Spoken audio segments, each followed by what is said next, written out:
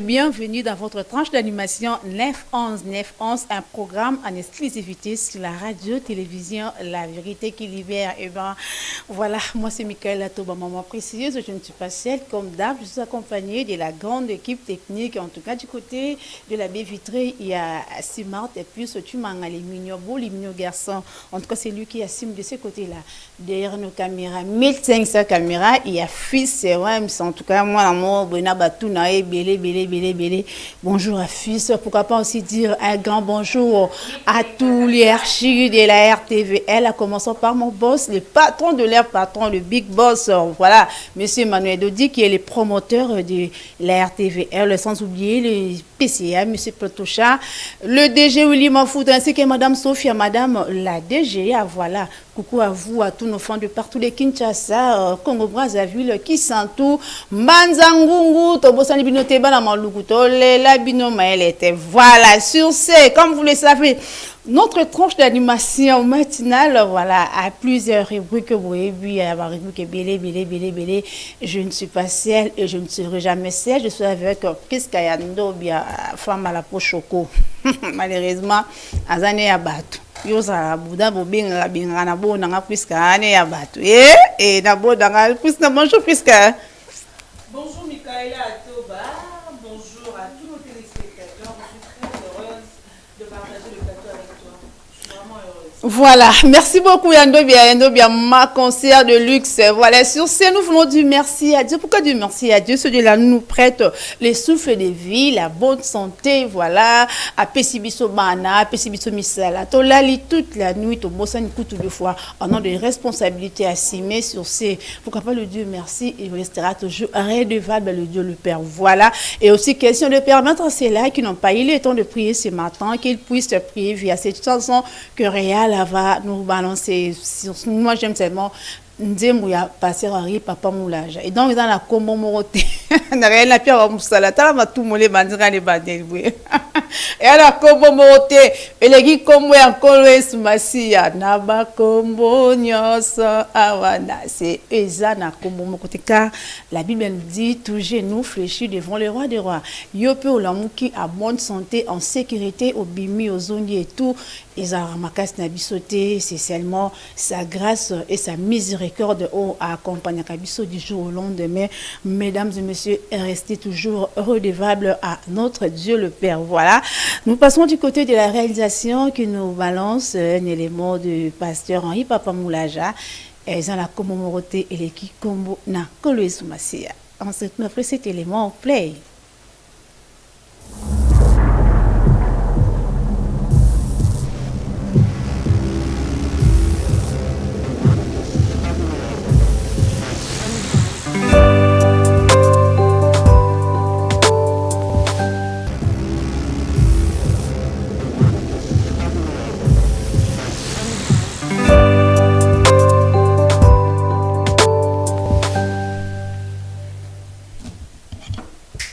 Voilà, merci beaucoup Réal pour cette très belle chanson de notre pasteur Henri Papa Moulaja.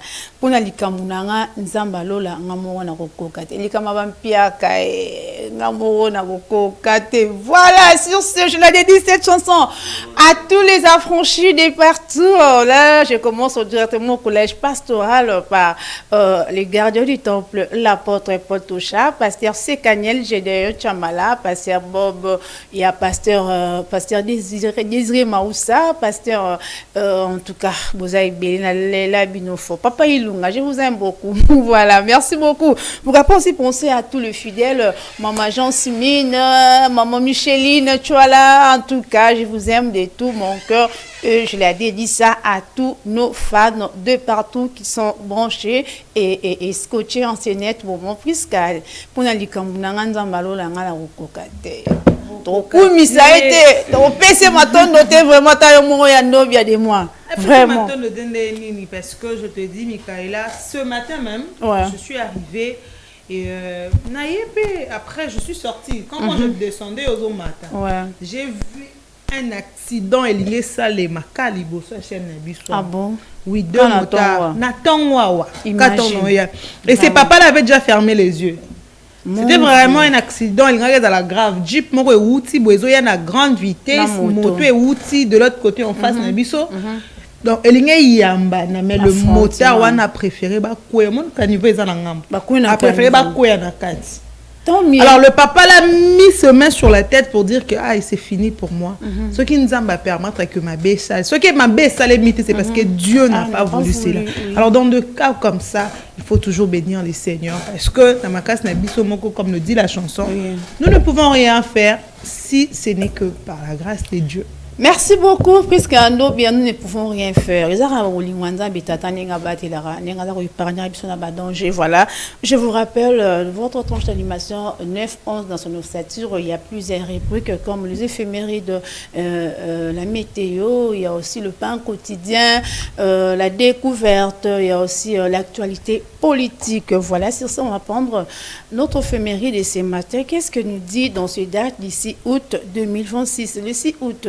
Il est le 218e jour de l'année 2026 et voilà, il nous reste pratiquement 162 jours restants. Voilà, il y a des fêtes à célébrer en ces jours. Voilà, il y a plusieurs noms à célébrer et aussi à retenir en cette date de 6 août. Il y a la naissance, la date marquant tragique, la date marquant anniversaire de Wikipédia. Voilà, Wikipédia et Botama Lelo. Voilà. Nous qui connaissons l'application Wikipédia, tout ça, on a un téléphone, ça nous aide. Il y a aussi la recherche, et je crois, puisqu'elle ne va pas me contredire, Wikipédia vraiment nous aide beaucoup, Wikipédia. Oui, ça nous aide comme nous sommes sur Google. Voilà. Il suffit qu'on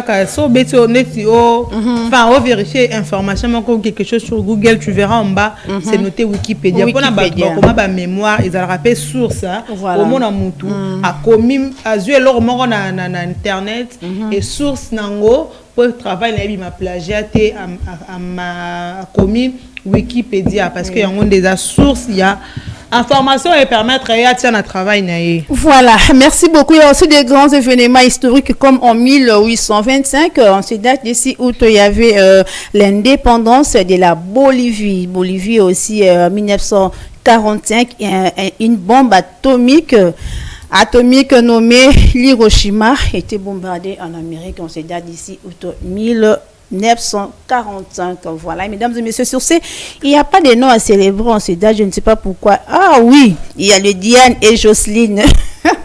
Bonne fête à tous les Diane, bonne fête à tous les Jocelyne de votre prénom.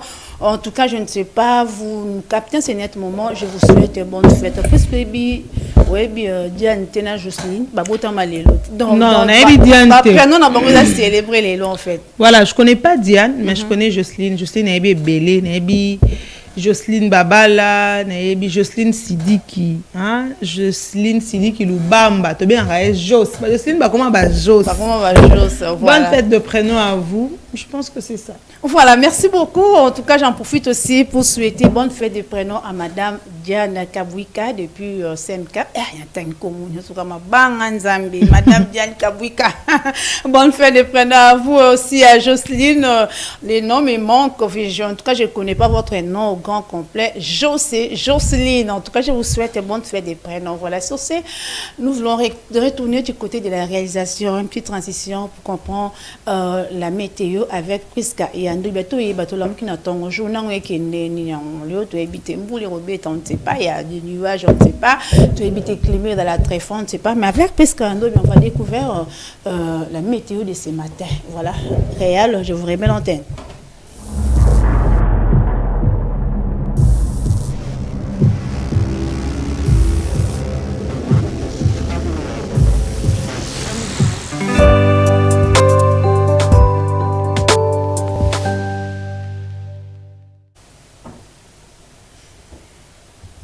Voilà, merci beaucoup Priska, merci Réel. Priska, dites-nous quoi par rapport à la météo de ce matin. Voilà, la météo de ce jeudi 6 août 2026, il y a noté que le soleil s'est levé à 6h07 et se couchera comme ça à 18h03. C'est ce qui est d'abord à retenir. D'entrée de jeu, Kinshasa connaîtra, alors comme ça c'est jeudi, une journée globalement ensoleillée, marquée par quelques passages nuageux. Selon les prévisions météorologiques, les températures varieront entre 19 et 35 degrés, 19 degrés Celsius dans l'avant-midi et 39 degrés Celsius comme ça dans l'après-midi. Donc, le temps restera majoritairement sec sur l'ensemble de la capitale congolaise avec un faible risque de précipitation. Le vent soufflera comme ça faiblement, offrant des conditions climatiques relativement agréables pour le déplacement et les activités en plein air. Donc, le climat sera tellement bien que tu pourras faire tout ce que tu veux sans kotoka, sans moulungue et zala makasi. Dans la matinée, les habitants profiteront d'une fraîcheur modérée avant une hausse progressive des températures au cours de la journée. Vous avez remarqué avec moi ce matin que le climat est appellation mon lili. Tu profiter d'en parce que tout au long de la journée, moi et Kobima, en soirée, la mercure redescendra progressivement, laissant place à une nuit calme. Les autorités recommandent néanmoins à la population de s'hydrater régulièrement, de limiter l'explosion pour prolonger au soleil aux aires le plus chaudes et privilégier de vêtements légers. Ça, c'est un conseil qu'on vous donne parce que petit à petit vers la fin. Et à mon vous remarquez ensemble avec moi que chaleur est commis. Quand vous dormez, quand il est 22h, 23h, c'est pendant que vous longuez, même ceux qui dans la journée, ils allaient ma cité, mais au moins, il n'y a pas quoi, moi, ils allaient ma casse. Alors, un peu de tenue léger au début, je vous conseille toujours dans l'orloba. Là, ça, moi, un tricot pour battre là. Mais pour le moment, il faut un peu que étouffement, mon longué sur l'équipe ma casse, et puis ça rappelle grippe, et puis ça rappelle kosu. Sur ces mingi na pourquoi ceux qui beaucoup type bola la tsakabana ba nuisette eza pepele pour éviter la grippe. Michaela, voilà tout pour la météo. Voilà, merci beaucoup Christa pour la météo. Voilà, maintenant on va prendre la découverte. Voilà. Merci beaucoup, ne nous bipez pas, mais en tout cas n'appelle pas encore. On sait qu'on tombe en direct. Ne nous bipez pas, appelez-nous. Voilà, Shaggy Mouyenge, je te salue mon confrère de luxe depuis quelque part. Je vous salue Shaggy Mouyenge. En tout cas, je vous salue depuis quelque part. Voilà, sur ce, on va prendre la découverte. Et l'autre découvrir Nini. Peut-être découvrir Nani. Voilà, parce que ça nous fait vraiment des choses merveilleuses. Loba bébé. Bon appétit, fils. Ah, fils, bon déjeuner. Ozo sala. Et Vandeli Mabé, Balobani, c'est dans la nini et dans la kilo. Merci à vous aux déjeuner la plateau, mais au bien si bon. Pas de souci. Voilà, on va prendre la découverte. Voilà, on va découvrir ce matin notre président de la République. Ah bon? Oui, tout est bien l'autre. Ah bon, ok. Président, et comme un Fachi. Président, Fachi. Maintenant, ce matin, on va découvrir notre président de la République démocratique du Congo. Voilà, sur ces, mesdames et messieurs, les appels pas rester scotchés, branchés via nos antennes. On va prendre ce matin Félix Antoine Tshisekedi Tshilombo, surnommé Fachi. Voilà. Surnommé Fachi, il est le président de la République démocratique du Congo depuis le 24 janvier 2019. Il est le 5e président de l'histoire du pays. Son ascension au pouvoir a marqué la toute première transition démocratique et pacifique au sommet de l'État congolais. Voilà. Il est né un certain 13 juin 1963 à Kinshasa. Il est le fils de Tienne Tshisekedi, l'opposant historique le plus emblématique du pays et le fondateur de l'UDPS. Élevé dans l'ombre et dans les combats politiques de son père, il a passé une grande partie de sa vie en exil politique à Bruxelles. L'accession politique, il a gravi les échelons au sein de l'Union pour la démocratie et le progrès social, l'UDPS en abrégé, jusqu'à prendre la tête en 2018 après la décision de son père. Son parcours présidentiel et le premier mandat a commencé de 2019 à 2023. Élu à la suite du scrutin de décembre 2018, il gouverne d'abord en coalition avec son prédécesseur Joseph Kabila, avant de s'émanciper en fait 2020 pour créer sa propre coalition Majorité l'Union Sacrée. Son second mandat est réélu légèrement en décembre 2023. Son mandat actuel au cours théoriquement jusqu'à la fin de l'année 2028. Voilà, c'est ça. Notre vie du président de la République démocratique du Congo, si on peut ajouter quelque chose, les rayonnements internationaux, il a assimilé à la présidence de l'Union africaine au cours de l'année 2021, remplaçant la RDC au centre de jet diplomatique et continental. Les principaux défis à relever avec son excellence, M. Félix-Antoine Tshisekedi Tshilombo, le mandat de Félix-Antoine Tshisekedi Tshilombo, géopolitique et institutionnel, sécurité à l'est de la République démocratique du Congo, son gouvernement fait face à l'insécurité chronique et aux agressions répétées de la rébellion du M23, un conflit pour lequel il mène un intense plaidoyer mondial. Il porte notamment l'initiative de la journée nationale du Génocoste le 2 août. Voilà, mesdames et messieurs, c'est sur ces...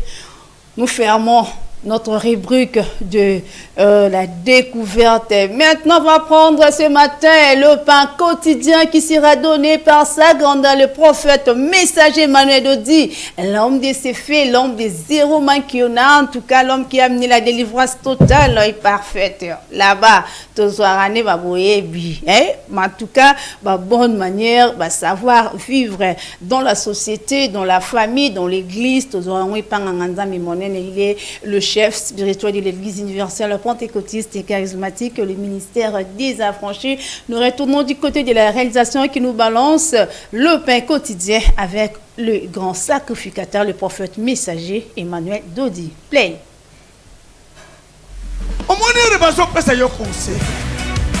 Tika biloba loba, tika biloba loba, tika biloba loba, tika biloba loba, tika biloba loba. Amen. La première bonne manière est celle-ci. Yebaka na vina, c'est le mouya simple yebaka. Pesaka bonjour. Yebisa voisin. Pesaka bakumbote na vina. Bonjour mon frère. Pesa voisin. Pesa voisin mbote na église. Ero yaki o pesa ki mote to. Moni mauvaise manière. Na tuna ero kota ki na ki. Yo pesa ki mutu mbote. Okoti ofandi. Ozele ba sale manière o yeba kate ma sœur. O yaki ofandi. O pesa ki mutu mbote te. Première bonne manière, savoir saluer les gens. Bonjour mon frère.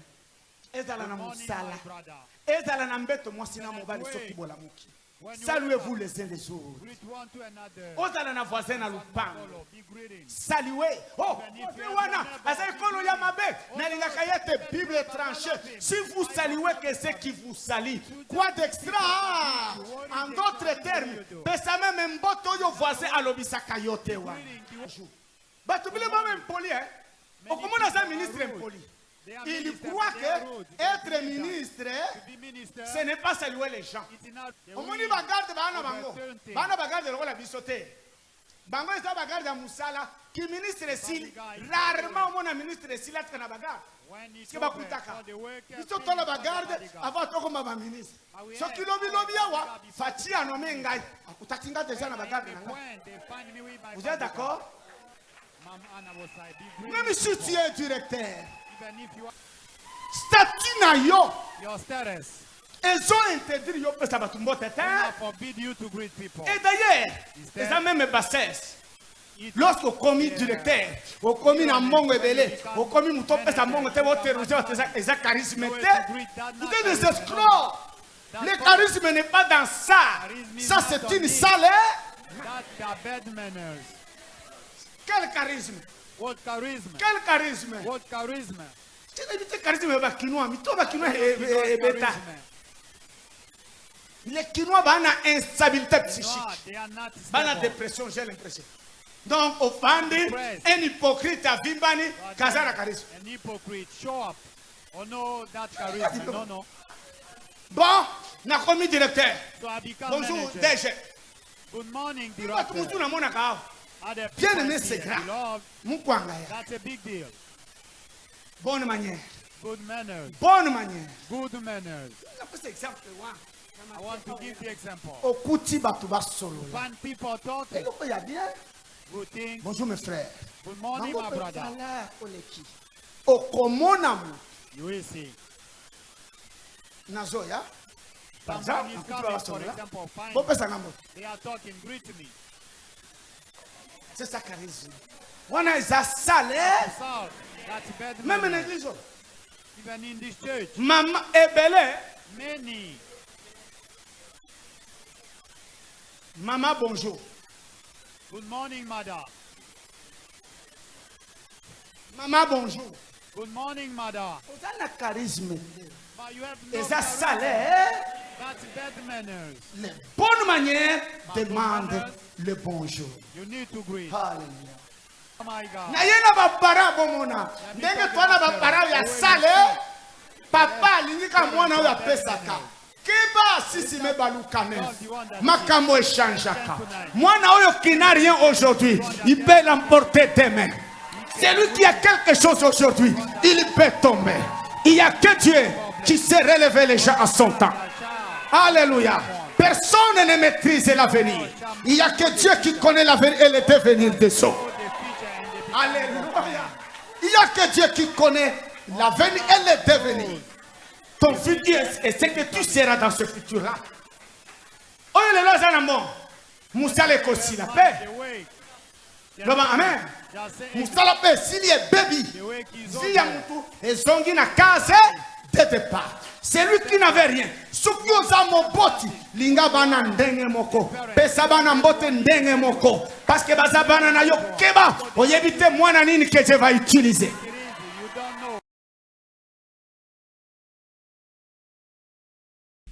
Omoni rebazo pesa yo conseil. Tika biloba loba. Tika biloba loba. Tika biloba loba. Tika biloba loba. Tika biloba loba. Amen. Voilà, merci beaucoup Réal, excellent retour. Voilà, merci beaucoup. En tout cas, tout peut s'aramboter. Loba, bonjour. Imagine, hein, quel peuple. Oh, et comme tu es à niveau, va chanter, va comme on aime la biso. Loba, bonjour, imagine. Au moins, voilà. Tout peut s'aramboter. Priska, bonjour une fois de plus. Fils, bonjour, bonjour. Rebonjour. Ah, rebonjour. On peut s'aramboter. Fongla mukolo. En tout cas, mesdames et messieurs, nous sommes censés repérer ça en beauté. Dans mon on a ma famille, mon sous plus comme papa, maman, babimi na mbetu, bakiti na mbetu moko. Même porte la chambre. Oh, à tali gauche ou à tali droite. Ni bonjour. C'est comme on légué bana bon, imagine. Il y a des couples comme ça. Moi, ça mobile bapé ça na beauté. Moi, je connais un couple comme ça. Papa, maman bapé ça na beauté. Vraiment. Il y a un balai qui bapé ça na beauté. Je ne sais pas comment vous grandissez comme dans la jungle. Oui. Imagine, hein? Baby, no batu ba humain avec conscience. Je sais pas comment ça se passe. Moi, quand je me réveille le matin, je salue même mon fils qui a 1 année. Des bébés. Je lui dis bonjour mon bébé, ça va? Qu'est-ce que tu as rêvé la nuit? Et tout, ça fait du bien. C'est aussi de l'attention, s'il vous plaît. Dites bonjour, bonjour et font les là-bas tu ma porte. Bonjour Oyo et quoi que épargne on a dit kamboumbo boy mutu tant on a dit ça batumbo tété au moins pour ça to privilégié ne loko bébé no bopé ça batumbo tété et am d'un niveau na ngate. Bonjour équipara. Bonjour à la niveau de ma chère parce que je connais une histoire à une fille quelque part na terre commune à Vandi ba fille ba na bonne vie entre guillemets ne ba mi benga rapé ça ne batumbo tété na quartier à Vandi. Et au salaire qu'un jour, voleur, criminel, cambrioleur, na traité bon ba monio surtout, botolé bleu razara na ngote on salon, botolé tout, je crois 20h. Na avenue et dans la vanek balale là on te ba van ba otala et to lo belote parce que appli à batumbo te imagine des bonjour puis mais la rabatou, ça vous a créé de problèmes dans la société et dans votre propre vie. Voyez, nous sommes censés et on peut s'en beauté. Merci beaucoup sa grandeur le prophète messager Manuel Dodi, en tout cas merci. Et ça et le romo bo batu banek jango trop. Oui non ça bo. Ato moni mo continue pesa mbote. Yo ina ba frime na yo no la like so ba fino ki ngona ba ndok dem no to e bito e ya ba mo frime le biso et moi ça m'est égal non pesto bonjour parce que yangonde ils a faire partie na ba bonne manière. Papa aussi a martelé une chose, il a dit que na vie surtout le parent il faut jamais que ça na loi 2 poids 2 mesures. Banana so boti so 10 enfants si c'est 4 si c'est 5 je ne sais pas. C'est pas que comme to oh Dieu a fait grâce que a bongi na kata libota ndeyone wana besti mais belé pour nae ba yo non bazuité en tout cas avec beaucoup de négligence pour traiter bango et ça et loko ya malamute. Même la Bible nous dit l'homme ne sait pas ce qu'un jour peut enfanter. Moi nous au battre le roi liqué ba simba été ba quoi bazuité et tout. En tout cas, tout le monde peut changer via notre exaltation à Tonga Lelo et puis Samaki par les grands sacrificateurs, le prophète messager Manuel Dodi.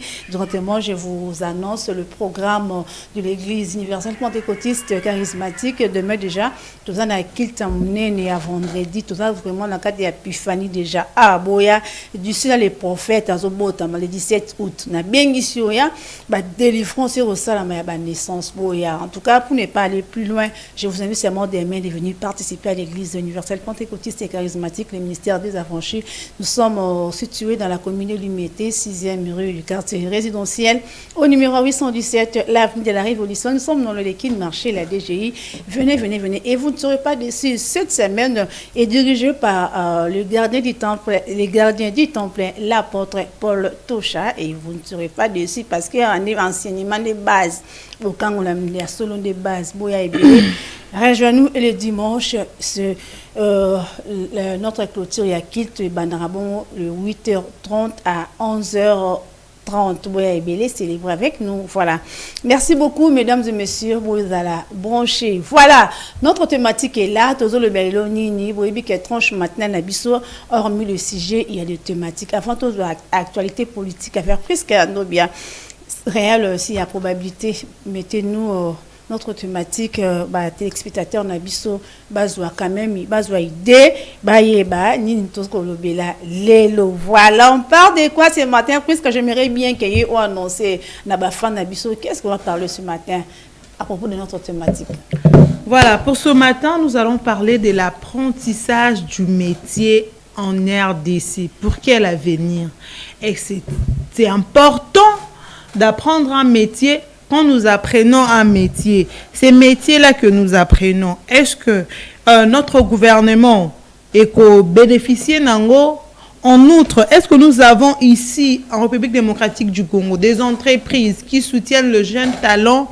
Voilà, c'est autour de ça que nous allons parler tout au long de notre tranche d'animation matinale de ce jeudi. Voilà, merci beaucoup. Restez scotchés, branchés. Restez vraiment très scotchés et branchés. Tout ça le balai l'autre. Bolingi, population, la jeunesse congolaise. Tolingi misala et à ma côté. Tout apprendre. Koye kula misala maboko.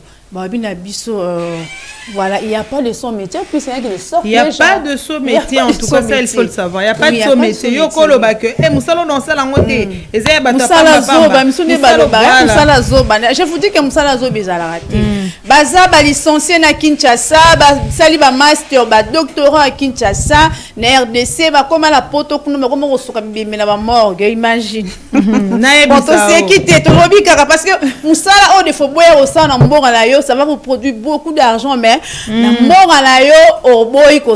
ce que je trouve bizarre. Au moins, Moutaza, Libanda, Mboka, Moussala, ça va payer ça au sala. Mais on a Mboka, bon, c'est aussi parce qu'on n'est pas. En fait, c'est parce que nous ne sommes pas informés qu'il y a des entreprises qui soutiennent le jeune talent, il y a des entreprises qui soutiennent bateau, débrouillard, au fait. C'est aussi ça. Entreprise, on est allé. Biso de toye baraté. Biso de toye baraté. Il y a banapi ezali. Biso toye baraté. To le barak ate na potonde. Vomena sokola na ngata bibé. Imagine. Ça pas de OK ne kosoka bimena poto mena mbonga na yo ozala makambo kosala mbongo ya poto osaba kokata yo il y a des choses ba kokata bango bakolongolo assurance bakolongola bo bakokata kata ti mbongo on peut des fois batela ko 1000 on s'est retrouvé na 350 dans maboko quoi bon mais na mbongo na biso texte bon en tout cas on se connaît hein nous sommes des Congomani en tout cas en matière à taxe on est conscient ou consciente que non. Et puis ça m'a rappelé ça te mutu moto la non nasima presque au sali mutu ba futu yo kuna pesa mbongo pesa taxe ezate imagine non mais pour encourager pe batuté que ba non j'encourage pas non j'ai pas dit ça non j'encourage pas non pas encourager je ne pas encourager non j'ai pas dit ça par rapport que non on sala o ya bo sala batelo de fois $500 pour la place au sala na ba heure que au sala wana même 500 oyo qui peut signer mais aussi ma ça 50 c'est ça c'est que moi je dis par contre est-ce que taxi RDC na taxi poto c'est des choses parallèles mesdames et messieurs na moni na centre culturel conférence mon koezawana bazobeta lisula ba impôt ba taxe et tout ça donc j'appelle la population c'est ouvert à tout le monde l'entrée est gratuite et tout ça là j'appelle tout le monde à Genroye bozan lupan oza mutu kozan nda kende royeba qu'est-ce que tu dois payer comme taxe dans la maison ou na boutique normalement beauté kaka allez d'abord hein vous informer c'est gratuit l'entrée j'ai vu ça dans le centre culturel je crois ça c'est déjà même commencé ça devrait commencer à 9h. Voilà merci beaucoup Priska laissons place maintenant à l'actualité politique qui sera donnée par Priska Iandobia. Réal une petite transition. Voilà, mesdames et messieurs, cette fois-ci, nous ouvrons le chapitre des actualités avec la ministre de la Jeunesse, Grace Amy Coutinho, qui a annoncé comme ça l'organisation d'une marche le 12 août prochain à Kinshasa dans le cadre de sa campagne « Oui, j'ai le vœu en soutien au changement de la Constitution ». Selon elle, cette initiative vise à faire entendre la voix de la jeunesse congolaise qui représente 66% de la population et à promouvoir une constitution plus inclusive et représentative. Cette démarche intervient dans un contexte de forte tension politique autour de la révision constitutionnelle, alors que l'opposition s'y oppose fermement malgré la validation de la loi sur le référendum par la Cour constitutionnelle. Autre chose, à présent, Béni Moukena Mouepou, présenté comme le principal suspect dans le meurtre de l'entrepreneur sportif congolais, a été arrêté à Brazzaville le 2 août 2026. Son transfert vers Kinshasa est en cours dans le cadre de la coopération judiciaire de la République démocratique du Congo et de la République du Congo. Selon des informations relayées ces derniers jours, les suspects auraient déclaré avoir agi sur instruction, une affirmation qui fait désormais l'objet des investigations approfondies de la part des enquêteurs. À ce stade, aucune responsabilité n'a encore été officiellement établie par la justice. Par ailleurs, le ministre des Sports, qui est cité bien évidemment dans ce meurtre, Didier Boudimbu, a récemment pris la parole pour expliquer la nature de sa relation professionnelle avec Vali Amissi et a rejeté toute implication dans cette affaire. L'enquête se poursuit et les autorités congolaises affirment vouloir faire toute la lumière sur les circonstances de cet assassinat. Nous allons cette fois-ci parler de la santé. Les autorités sanitaires ont renforcé les mesures de surveillance au port de Maluku à Kinshasa après l'arrivée ce mercredi 5 août d'un bateau en provenance de Kisangani lié à un décès causé par la maladie à virus Ebola.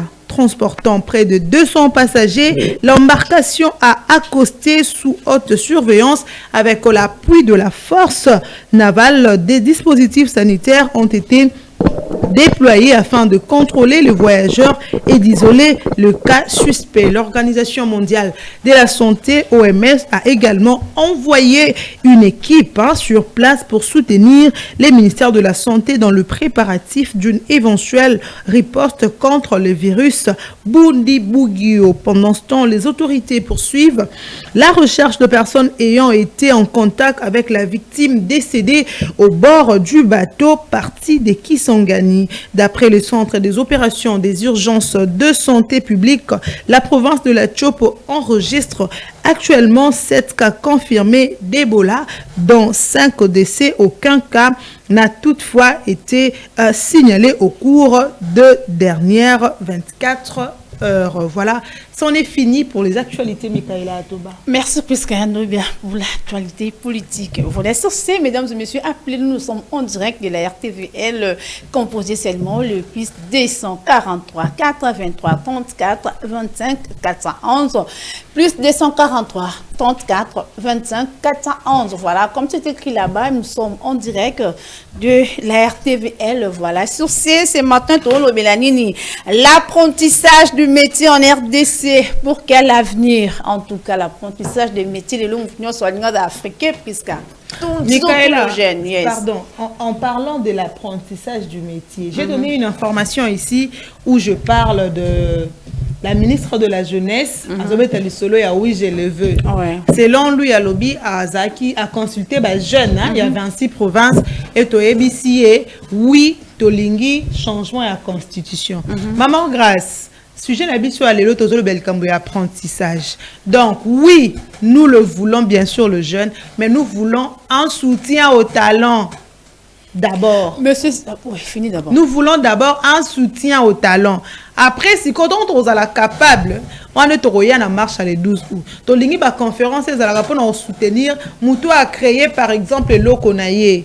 Moutou a un talent na moko boyaye mbaka, a un talent na moko ya créé, a la créativité naye. Nous avons besoin de ça. Pour le moment, nous avons besoin de ça pour évoluer l'économie du pays. Bah oui, je le veux, il y a la constitution, il y a ça et là. Ça nous affaiblit. Présentement, on a besoin d'argent. Yo za stable na bureau na yo wana, tu vis bien. Nous on a besoin. Oui. Elle a 2 bureaux. Et tu as 2 bureaux, tu as 2 casquettes, ministre des dieux, ministre, je sais pas moi, de l'État et tout. Donc, nous ne voulons pas seulement le changement de la constitution, pour ne pas être très contre ton slogan, je l'appelle comme ça, mais nous avons aussi besoin de soutien. La jeunesse en a besoin. J'étais en train de chatter avec mon ami ici tout à l'heure. Je lui ai dit, Esther Kabea, que je salue, demain ou après-demain, tu peux être ministre de l'économie. Mais prends-la, parce qu'il y a pas de moussal y a Nzambe, Esther Kabea, pas de moussal y a Nzambe, parce que grâce et Esther Kabea, la servante de Dieu, je vous salue. Voilà, je te salue ma chérie. Il y a grâce et Mikoutino. Est-ce que mon ambition est la ministre de l'économie nationale? J'étais en train de lui dire, maman, toko la tête au lamouki, oh oui, je le veux, to matsato. Non, il faut d'abord regarder le problème de la jeunesse. Le problème de la jeunesse, c'est pas la constitution, c'est l'apprentissage du métier. Il faut to école parce que tout le monde n'a pas la possibilité d'aller à l'école. C'est ça. Il faut qu'on se le dise. Tout le monde n'a pas la capacité d'aller à l'école. Il y en a comme école comme le système moi staff. Ce sont ces gens-là, il faut qu'on soutenir bango parce que d'abord baza exposé mais baza soutenu té. Alors ça la musala na yé trop cher na mutu a prix mutazo monango trop cher. Or c'est évident parce que azan a soutien té. Alors moi je vais préférer que tu soutenir d'abord jeunesse n'apprentissage et à métier parce que y a un contribuer à l'évolution de la développement en beaucoup d'habitude. Voilà, merci beaucoup Prisca Ndobia. Je crois que le message est tellement bien passé comme la baki des droits. Attends, on la bisoté, je crois que internet. TikTok. Et message moi comme acquis des droits. Voilà, l'apprentissage du métier en RDC pour quel avenir? En tout cas, si je n'habite pas mon candidat on fait béton, le ministre de la jeunesse congolaise. Voilà, yango. Pour que l'on s'appelle, je ne sais pas, l'autre photo le bango. pour ne pas citer les noms ici, avec un confrère ici, il y a un métier. Ministre a relancé peut-être appel, na yamba jeunesse et na yamba jeunesse congolaise et tout solo là un peu et tout baba souci na bango. O komuna kana kata cabinet wana. Apparemment dirait jeunesse sango ezaka na batu moko boy. Ba on mona o kende bo audience reçoit rendez-vous ba repé sauter il faut comme au financer au payer ça c'est ça le problème les concerts je ne suis pas contre de vous en tout cas ça fait trop mal il y a plusieurs chants encore à fouetter mais tout le monde c'est comme si aux a basé quand les lots moroboé tout le monde le frère Christian Mukuna que je salue à passer dans un concert on a échangé tout le monde a expérience à Kenya avec son cabinet si qu'on a jeunesse congolais au sala misala ya maboko pe bana besoin coup de pouce na yo en tant que européen sa biso maximum na yo te bénéfice que soutien ça la moi bien ouais parce que c'est l'euro on t'encourage de fois c'est ça fait vraiment la jeunesse a besoin d'un soutien parce que ba papa ou ba fandi wana ba croya toujours que ba plus expérimenté que le jeune alors que il y a aussi de jeunes qui sont très expérimenté par preuve il y a eu de vieux mais on a choisi grâce à Emi Coutinho qui n'a même pas 30 ans pour avoir ses postes parce que batia qui est cas donc yo le quoi batio pe place wana à ton tour aussi fixe ton regard vers la jeunesse c'est pas que tu dis je ne sais pas dans le 26 province oyo consulté que ba jeune nga c'est que na 27e province parce que na mona qui n'a pas été ton regard n'est pas fixé chez le jeune on doit se le dire non son regard n'est pas fixé chez le jeune on a 26 provinces. On a vu la ministre de la Jeunesse, la ministre nationale de la Jeunesse, dans quelle province sensibilisée. Je suis sûre qu'elle était au Katanga. J'ai vu. Au Katanga, au Grand Katanga, à Kendaki, à Salakini, une conférence, tout ça là. On doit voir ça. Par contre, ici, il y a de grandes salles, il y a le ministère des Affaires étrangères, il y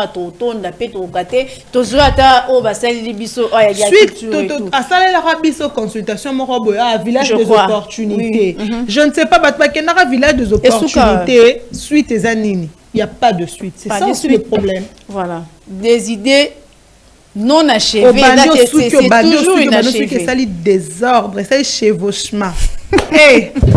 Voilà mesdames et messieurs toujours aussi quand même ça la passe mingi to bien bana ngole lo bana ba kuluna to bien ngamo kata ba to bien bango ba ça du n'importe quoi dans la société de frapper et zapper manque d'apprentissage et métier tout jeune aligné dans l'Afrique maman ba ça l'Afrique na mbongo papa ba ça l'Afrique na moyo sko on a métier moko to yo yebi tout ça a besoin avenir il y a RDC il y a lobby kuna et bonga voilà avenir il y a lobby RDC ezayo ezanga ezayo kuno kotalanga ezao kuno dans la province ezate fachotika éternellement non papa pourquoi batia l'âge de pension pourquoi parce que on sait bien que non à certain âge on faut qu'il y ait une retraite il y a aussi une génération où il y a et qu'on relève non siko yo siko nanga si nous ne sommes pas formés ou informés tout ça dans mboka onini oui c'est bien bon to ko binga na ba konda mboka ba kende ba ça biso le côté bon il sait que tout c'est bon à côté to zuyo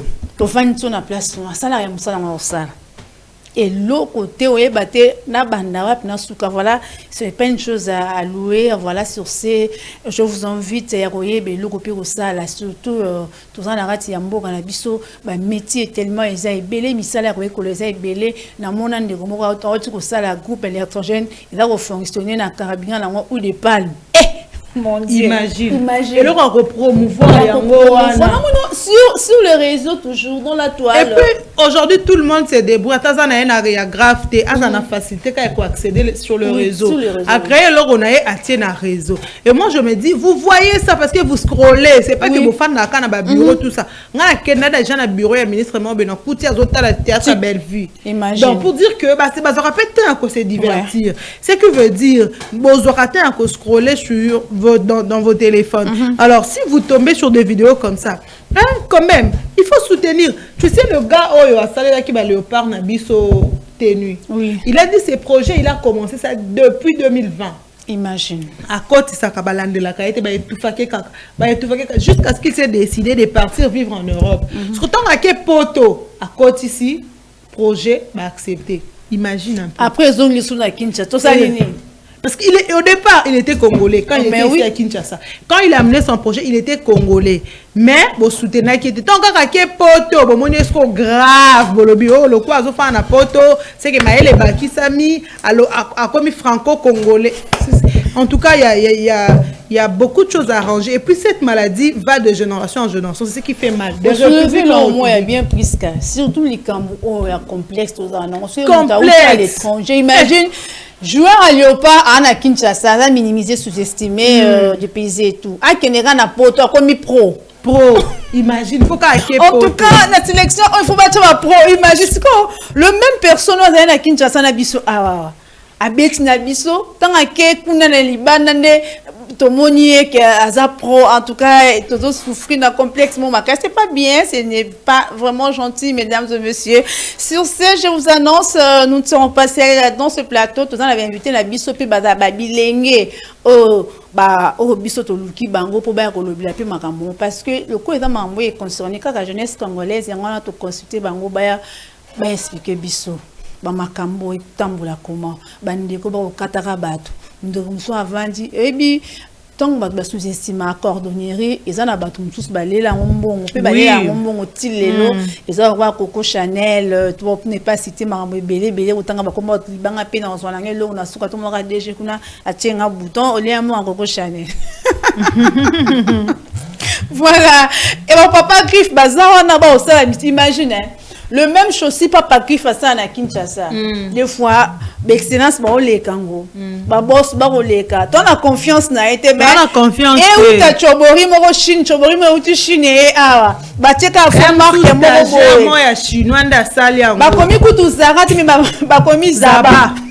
Imagine. En tout cas, ça fait trop mal, mesdames et messieurs. Aimons-nous vivants, soutenons-nous, mesdames et messieurs. L'apprentissage du métier en RDC, pour quel avenir? Voilà.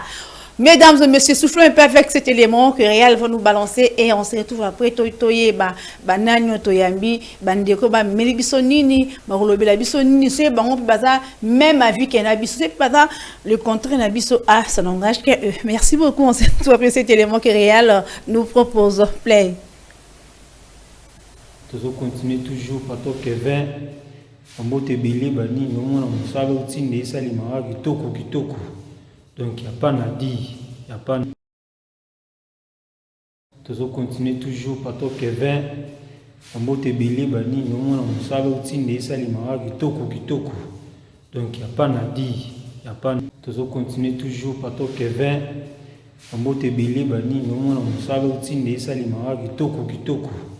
Donc, il n'y a pas à dire, il n'y a pas. Toujours continuer toujours par toi Kevin. Bel élément, merci beaucoup, excellent retour, voilà, merci. Tomoni biso moni musale au salama jeunesse congolaise toujours. Ndenge makambe au salama tomoni biso moko ba jeune congolaise ndenge ba au salama sana bango. Omona na ndaku ya député ba maçon ba ingénieur architecte azui marché et tout à consulter ba maçon à consulter pour finir parce que bazwaki musala bayebaki musala na bango lelo to mona banda ko ba décoration ba staff makasi ba jeune wana ba jeune talentueux ba na besoin pe ya lisungi na biso ya reconnaissance wana parce que lelo o banda ko ba appartement et comment vraiment obligé non maman ndanga ngoza nini na likona ba te ba staff on est ba staff nga uta paradis et kiti maman appartement ba te vendre on appelle ça le zèvre d'esprit moutoua créé conception naïe maman je vous dis si tu as bateau photo louer na mukilio bateau basala ba main d'œuvre bateau basala ba création d'esprit katina bango au monde et là au moment où a dessiné en ce qu'on appelle ça en forme comme palpable visible et réel c'est pas donné à n'importe qui ba misala maboko auto monara et ça vraiment très capital très important pour l'émergence pays en mboka na biso surtout ça je les connais, c'est bien bon.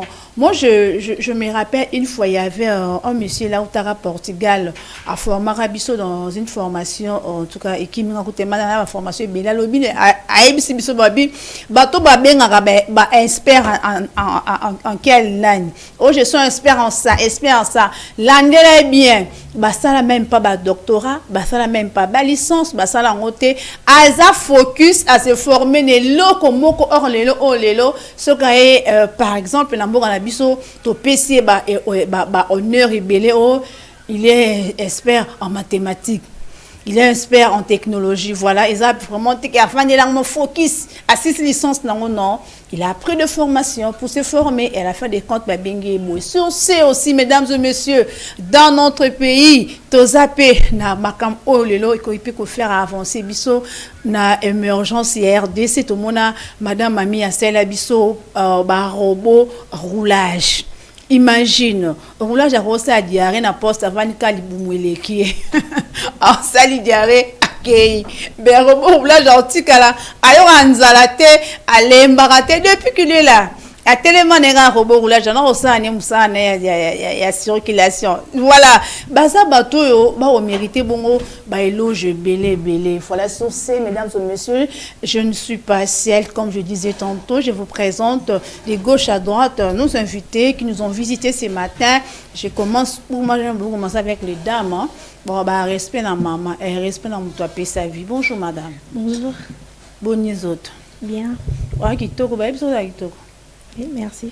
Tala kan mo kuna pesa biso kombo na yo bandeko ba kotala ba soki ozanani. Pe musani nyo sala. Moi je m'appelle Sarah Mboukou. Naza na décoration événementielle. Sarah uluba sie makando bodo mwasi kitoko matisa mwa pifo wa la lingala. Matisa mwa foli muke, je m'appelle Sarah, je suis tali camera, oyebisi bandeko. Je m'appelle Sarah. Ngana se bazaka plus na décoration événementielle.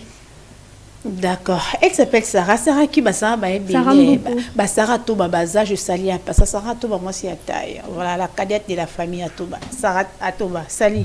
Voilà. Bonjour monsieur. Bonjour madame. On vous appelle comment? Merci pour la parole. Je m'appelle au nom de monsieur Ephraim Ngafula Epou. Ephraim Ngafula Epou. Ozana ntomoni okana ba platine biso ozana M23. Tina M23 Siko, aussi présenté donc comment bangisa ngala chemise noire olati boy. Naza moko ya génie construction. Naza basé na pavé. Donc mamto lo boy concerné bino makati. Makasi. To sepeli kunde to kuta CG o na kati émission. Ya solo hein. To sepeli makasi. Bon somela amiga na suka. Mon frère en polo rouge, bonjour. On vous appelle comment? Ah, voilà, merci beaucoup mesdames et messieurs. Voilà la présentation. Il y a invité Nabiso en tout cas. Il y a encore Abissa tombe bien. Se retrouver dans le même sujet Oyo ainsi que Misala Bango Basala Kayoka et génie en quoi? Génie construction. Génie construction. Voilà bateau gouvernement dans la Bossinga na Bango génie construction. En tout cas, beaucoup sous-estimer Baj Nabango, on peut sous-estimer leur façon d'être, mais Bata la rakati ya oh Bible lobby, Dieu ne regarde pas ce qui frappe aux yeux, mais lui regarde plutôt le cœur. Cela veut dire biso bato ta la raté pour frapper l'image d'autres plus œuvre au moutoir au sala sur ce na lina loba na son c'est bon maloba génie en construction.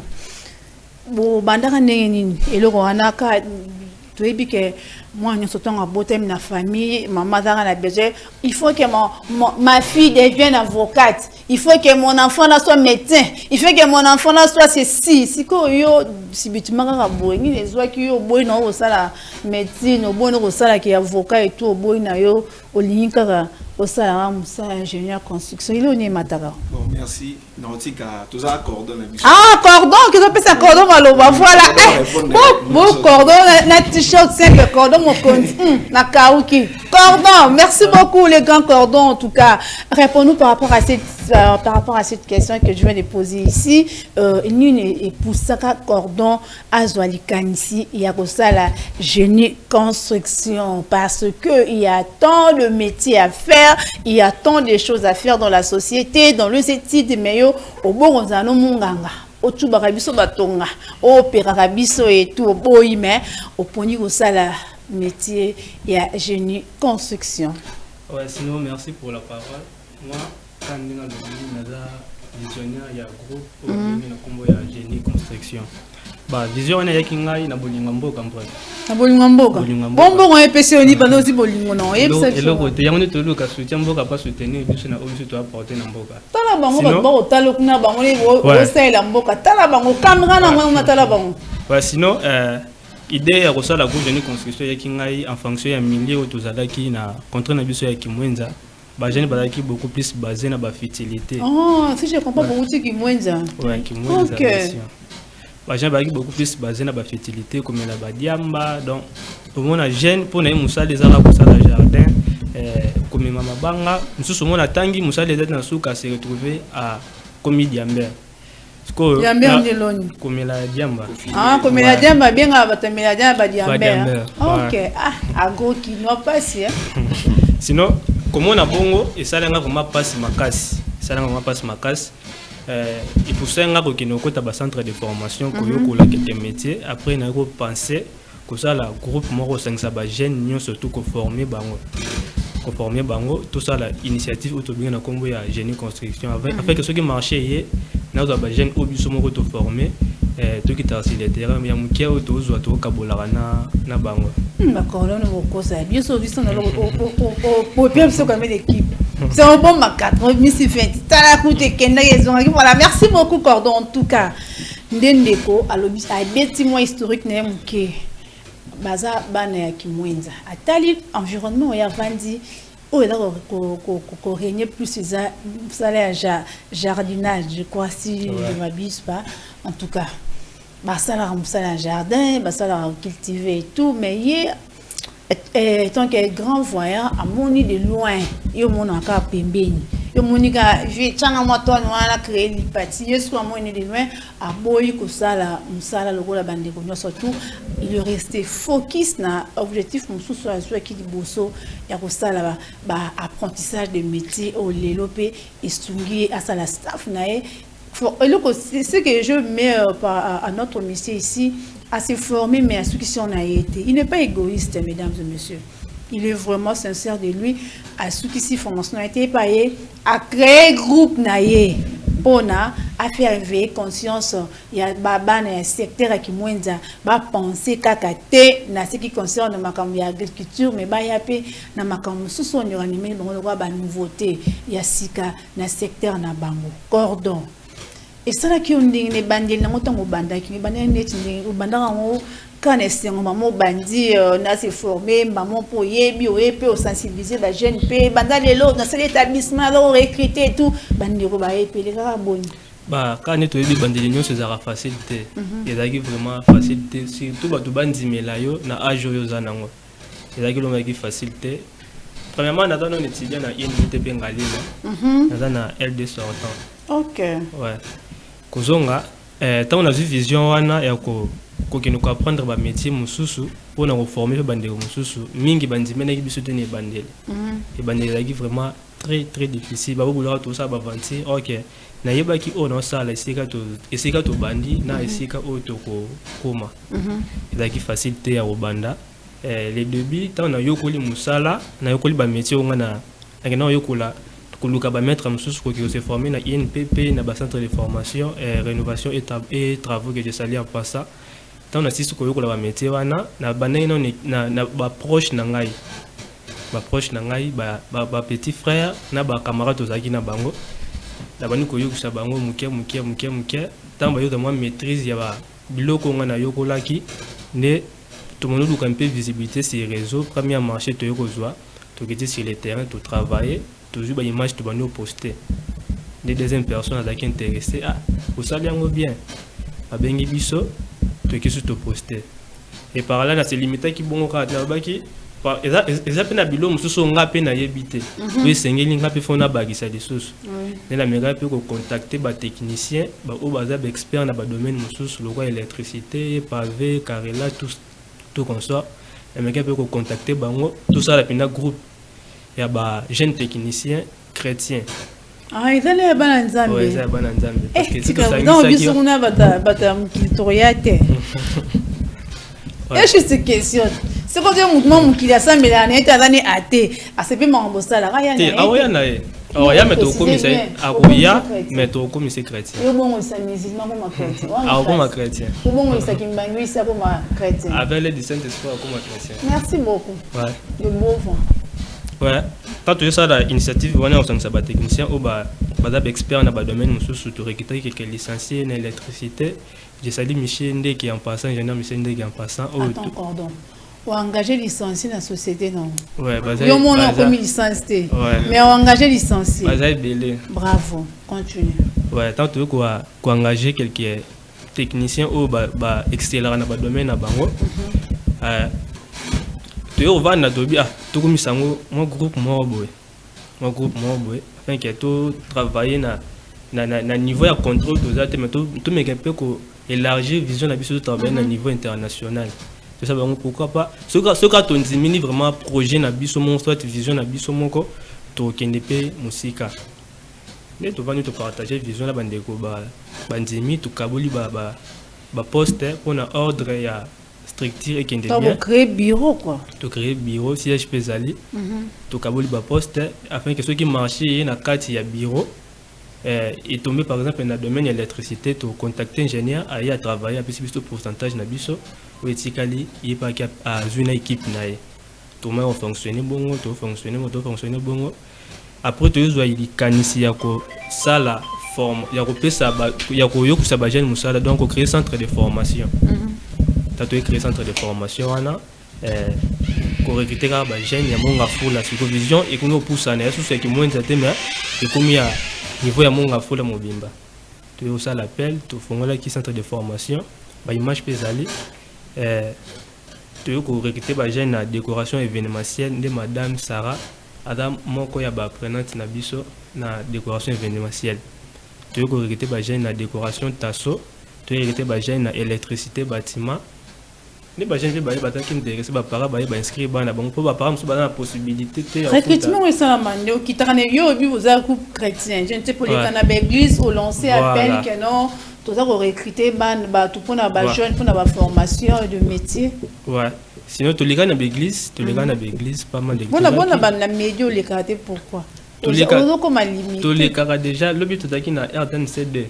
Ah ok. Ouais, tout à RTNCD tous les gars médias tout ça la rappel appel il y a formé ka ba jeune na bolingo ya ko soutenir mboka parce que tout le monde a ba jeune au ba uti kanya makase c'est le ba travailler on a pensé que tous de la kakate ba jeune ba sala mabe ba kinde prison après tout former bango pourquoi pas avant ça la mabe on a tout ba no former bango avant ça avant kinde prison de na vision na biso to former ba jeune on les lope ba capable de défendre eloko ba yokolaki.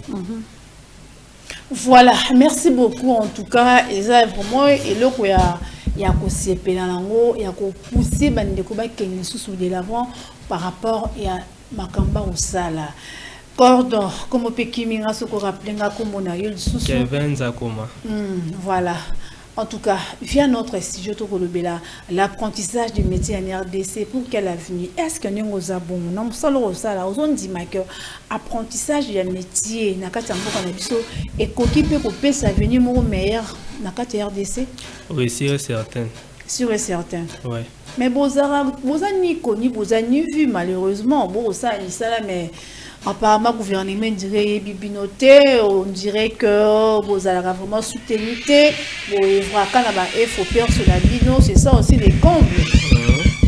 Bah, sinon, il y a tout les cancer côté dans le monde des médias pour tout, mais un peu toucher, bah anglais moussous en fait, parce que surtout si les militaires ont contrat mon gafou là, le gouvernement n'a pas biso pété. Quand on pense que les canabas médias, que ça la appel. Surtout na madame la ministre de jeunesse bonjour comme lié tu me rappelles tout le cas que c'est renseigné ni tout zoyer le projet wana ezali tout le tout kutana faire rapport total vision na biso. En tout cas, son excellence Madame Grace Coutinho, qui est la ministre d'État de la jeunesse congolaise. En tout cas, maman banana yo biso bangoye biso banana yo tozana makambu tozana batu tozana makambu oyo kosenga vous en tant qu'une mère. Vous êtes non seulement maman, mais vous êtes une mère. Parce qu'il y a une différence entre une mère et maman. Voilà. Mon thème à vos mamans. Le cœur d'une mère est un thème à compassion, un thème à mawa. Biso banana yo, toye, bandeko ba ta porte.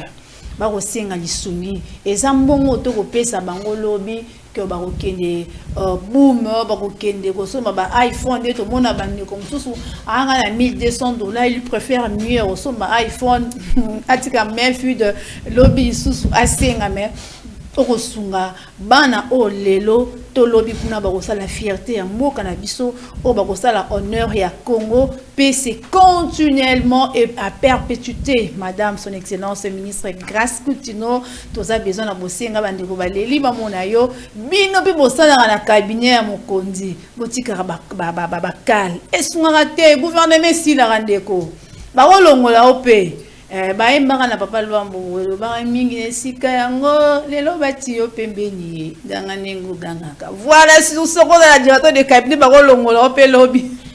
Son excellence allait m'abe alongoli ne yo zala mutema malamu. Les bienfaits n'ont jamais été oubliés, mesdames et messieurs. Tout dans mutema malamu ya kopesa opportunité na bilenge bandeko baboko simam. Imagine place ba wuti kuna na kimwenza eza vraiment un milieu un peu reculé, en tout cas excusez-moi les termes, kimwenza de fois batretango comme une village et tout. Aux monde me bandeko batalité ba dans la limité par rapport à leur secteur mais balingi bah avancer vision na bango qui n'est plus loin que ça. Il faut vraiment beaucoup de soutien bandeko ba maman ba papa ba kondio za opesa tala raté ba benga yo soki nani mbongo na opesa bato et ko produire le roté tala bandeko ko produire bango parce que musala ba opesa eza limité kana bango te ko tambola bongo de part et d'autre. Voilà cordon. Voilà. Merci beaucoup. Au eza 40e génération depuis Sali formation, au Sali centre de formation d'apprentissage de métier. Ouais, aux deuxième promotion. Deuxième promotion déjà. Ouais. Ay kon déjà plus aller où mérite. Moi la cool. Au bala kon la nini. Bah, vision et bandaki na 2025 2025 janvier ouais. Banda vision est na janvier. Première formation na pesa qui est formation uniquement et entourage na ko former équipe. Donc former équipe base à la bien formée pour et permettre biso plutôt former full. Parce que nanga mona une capacité à former ba te belé na mbala moko. Le sera qui na banana ko préparer une équipe afin que tous allez belé ko kabola ba tâche. Oui. Donc il y a qui a formé une équipe de 10, il y a qui a 20. Au total vous au nombre de combien? Bah na kata il y a structure tout ça au nombre de 15.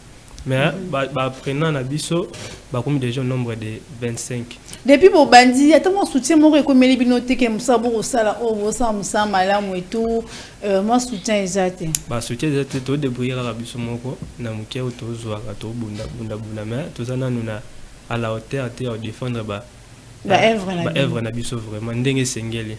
Voilà, merci réel aussi la probabilité tena biso ba image ya misala bandeko ba ko sala déjà to bazolo ba sala rasesi ba sala rasela mais avec les images de comme mettre comme preuve na bango et ba œuvre na bango ba sala Montréal ciment et plus tu mangale mignon bo les mignons garçons mutambongo ebele mona mukena bozuna e boyango sala muksa na yo. Voilà, nous vous rappelons notre thématique l'apprentissage du métier en RDC. Pour quel avenir? Yo lo barosala rane lo te yo lingara na yo kara africain na yo vandi na yo donc yo ne staff ne yo ne soroke o kangara lunch bar kara yo no ton tarabaso yo et ça nango mabete on dit en français apprends-moi à pêcher je n'aurai plus faim. Bala ki sokolo bambis omoni muto akabilo mbongo na kosa. Quand le même personne en paie son bon ou la même personne en paie son bon les alliés au kende moto coûter à confier au lobani. Voilà tout n'a la bête la binote. Pour partager mes expériences à vie. Voilà mesdames et messieurs. Toi et la moussa la wabi sala je crois même il n'ose bien chanter ça. En tout cas, nous avons des qui m'ont fait ce qu'on rappelle. On va y aller au Carayora Pesayo. Donc, il y aura Pesayo, il y a un bon Luka. A embelé biso métier, a embelé misala, bandit mou tellement embelé. Oh, les acotines d'ingénieurs, c'est nakata musala. Tout ça la musala, il n'y a pas de son métier, mesdames et messieurs. Tout ça la musala. Attends musala souki, ça musala tout le monde a bandé côté.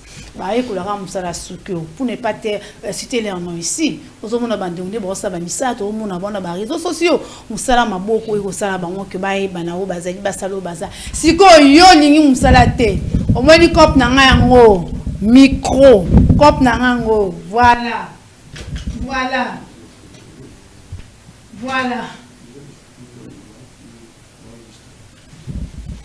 d'accord, merci beaucoup Wems. Merci beaucoup ozomona yo siko ne ozala olira to pesa rayo eza na mabeto peso lelo mais biloko to peso eza toujours insuffisant na ozana ngo besoin et au marché te yekola musala esala ka mutu azala longwa lobo tagu Bartimée ya aveugle ya Bible alembi aka Jésus azoleka mutabik ça parce que ça des fois ça fait trop mal aux gens dans la vie quand il resenga ça qui torote SOS toujours. Sur les alarmes, on va s'en ici, malheureusement, bon, ça n'a pas été tout petit, toi qui as tout mais quoi les moussales ça la bien, bah jeune bango, tout le monde a bah image, na bango désolé cas, bah photo, il y a bah œuvre d'art na bango, il y a bah œuvre d'esprit na bango, on y ça là ça, je ne sais pas cordon sur ko Michael tiens maman le bas par rapport à bah photo de que ça la balancer la télé, ah je ne sais pas, on les a à quantième année déjà tout le monde na télé, bah image sur les cas et ça la marawapi salango kala sika bon to pesi o maloba o expliquer biso ouais image o eza ya kala te ingénieur o da chargé d'électricité wana ingénieur Michel Ndeke OK a auto salango bientôt na lemba c'est alors bon monde na monde na c'est à jour na ibino ko chaki biso nyo surtout monde la fois na monde na bandaka nigérien bino nyo c'est ça biso et na bien ndaka fasciste nous pour ça parce que ba toto yo kusa ba de formation OK ouais. En tout cas, il a vraiment féliciter. Je ne sais pas ce qui va bien si nous une équipe est déjà en Angola. Angola déjà. Ouais. Voilà mon frère, depuis au bandit ma formation, on a invité. Moutada en Angola yoana. Moutada en Angola yoana. L'équipe est en Angola. Oh là là, vraiment frère, vraiment loué, félicitations. Moussa qui toko papa. Depuis au côté na génie de construction, ça fait combien de temps? Ça fait déjà 2 ans. Ça, c'est que vous avez un petit boulot. Oui. Donc, boulot pendé Zali. Boulot Zali. Naza, avant de porter dans le Luana, Naza n'a nous étudié dans NBTP. Ok. Oui, c'est mon pote. Elle a été lingaï qui a créé génie construction. Peut-être que tu vas déjà en l'élo, mais lobby. C'est Tangara, on a une Sengara, on a contribution, on a surtout Tangara, on a tout. What est une photo de génie? Non, mon gars, moi, t'es mi boy. Ah, voilà, ingénieur, Bekaka. Ah, ingénieur. Ouais. Ah, non. C'est Tangara, on a. Toye bagande ni yonsala. To bandi malembe. Na onga na iba ite parce nga za Nathalie mama pavé Caro. Ah OK. Mais na BTP naza na sala bâtiment. Donc mambo itali bandako. Mais vous êtes jeune, pas trop jeune. Ouais, tous les mêmes promotions. OK. BTP. De temps en temps to bunda pour non kota construction na nini ya bandako na skating na biso tout ça ici. Mais tout c'est un discours soutien. On en parlera. Voilà. Merci beaucoup, Grâce. Tout sûr, tout le monde est quoi ça au benga, tout yamba, tout ça la nuit, on ne sait pas. Allô, bonjour. Allô. Bonjour. Bonjour, papa. Au bengi depuis quelle commune? Oui, la bengi n'a pas rumbu. La bengi n'a pas rumbu n'a pas marché, mais façon dans l'émission. Oui, la bengi n'a commune n'a pas marché. On se présentait au Pessi Combo Nayo après participer à la thématique de l'apprentissage du métier à quel avenir pour la RDC. Oui. Comme on a Joseph Dikete, après na comme na barumbu. À chanter. Ça bon marché. Donc façon na landeli émission, ba misalo biso beto lukato sala ngo toto za ba diplôme ka siko. Na zabu na kosa za ba formation ya bien en de ba décoration mais tina minso na luzera na mo be inscription na pale. Tis kono ba pesi na mo de na façon na landeli na ebite sino goza moya ko kutana na na sura na. Pas de souci. L'année mission tu na souka à copier ça ba coordonner na yeye mu kwa lo ba place au bureau eza apesi ba numéro kozwa cordon. Voilà. Merci beaucoup monsieur. Donc on a aussi la souki émission vous appelez restez scotché branché. Merci beaucoup mon frère. Voilà, grâce. Dites-nous quoi par rapport à il y a maison la biso to kolobi ya lelo ingénieur de la construction. Au sali combien de temps na kata centre? Bon, na la kata centre, c'est déjà 2 mois. 2 mois déjà. Ouais. Mais na 2 mois quand même 20 matos. Ouais, matière, ou biso bien en matière ça déjà. Ma case ça va vraiment oui. C'est pas na fait sur plate na biso bête na biso on bord dans tout camoué. Tout décoré oui. Oui, bien sûr. Oui, non, décoré pour ils ont ça biso to sala et sont vraiment bajay nazanga mon côté toza jeune fille et belle même de garçons aussi vont participer pewana donc c'est vraiment bien le mariage de Robengo Keboye donc ça nous aide. En tout cas si je comprends cordon les AP dans département monsieur la décoration à mariage décoration monsieur les AP département monsieur à côté événementiel bon bah ça la makamba mariage makamba fête et tout souvent la décoration interne d'une maison. Oui. Ok, voilà, continue ma soeur. Oui, ça nous aide aussi à un soutien. Nettoyer est aussi un soutien, vu que Bissomoko vraiment, on n'a pas vraiment de capacité à combattre. Et puis, aussi un soutien, bah, soutenir Bisso, comme ça, on va avancer avec tout ça. On va vraiment avancer. Voilà, Vandero Baladi, Kit, Balamboka, Baï Congo, Baroloba. Voilà, en tout cas, je aimais le monsieur qui vient nous appeler depuis Beau Marché. En tout cas, merci à vous. Au moins, on a jeune jeune, il y a modèle. A boui de fois, c'est un grand frère tout le temps. Battre les méga, basso ma pantalon, basso ma basket, basso ma t-shirt. Alingui et moi et Kolakoloba. Et ça, l'honneur. En tout cas, le prophète messager a toujours dit, et le repèse à tout pouvoir sous la vie, comme on a pouvoir quatre, il y a aussi l'argent fils ou même sous la cause qui contredit, mon solo. Même la Bible nous dit, l'argent répond à tout. Nalinga version nalinga la mbongo esi saka tembe ya nyonso wana Bible ya traduction lingala mbongo esi saka tembe ya nyonso tout voilà mbongo yaka na musala. Voilà, mbongo yaka ne loko mutoko mbongo ebotaka te ata bato ba kenda kozwa ba kodia entre guillemets metali bango bato ba kenda kozwa ba kisi ya mbongo ce n'est pas que non eza bato magique ebetaka be pa mbongo ebimino bato na bango dans la vie réelle au salaka nini on a terrain nguba à partir nguba ba fulelier ba client ba fulelier bato ba ça que business na la booster imagine yo ce que ça la loté OK ko ça ko kisi ya mbongo imagine. C'est la folie. En tout cas, l'apprentissage du métier en RDC pour quel avenir? Apprentissage.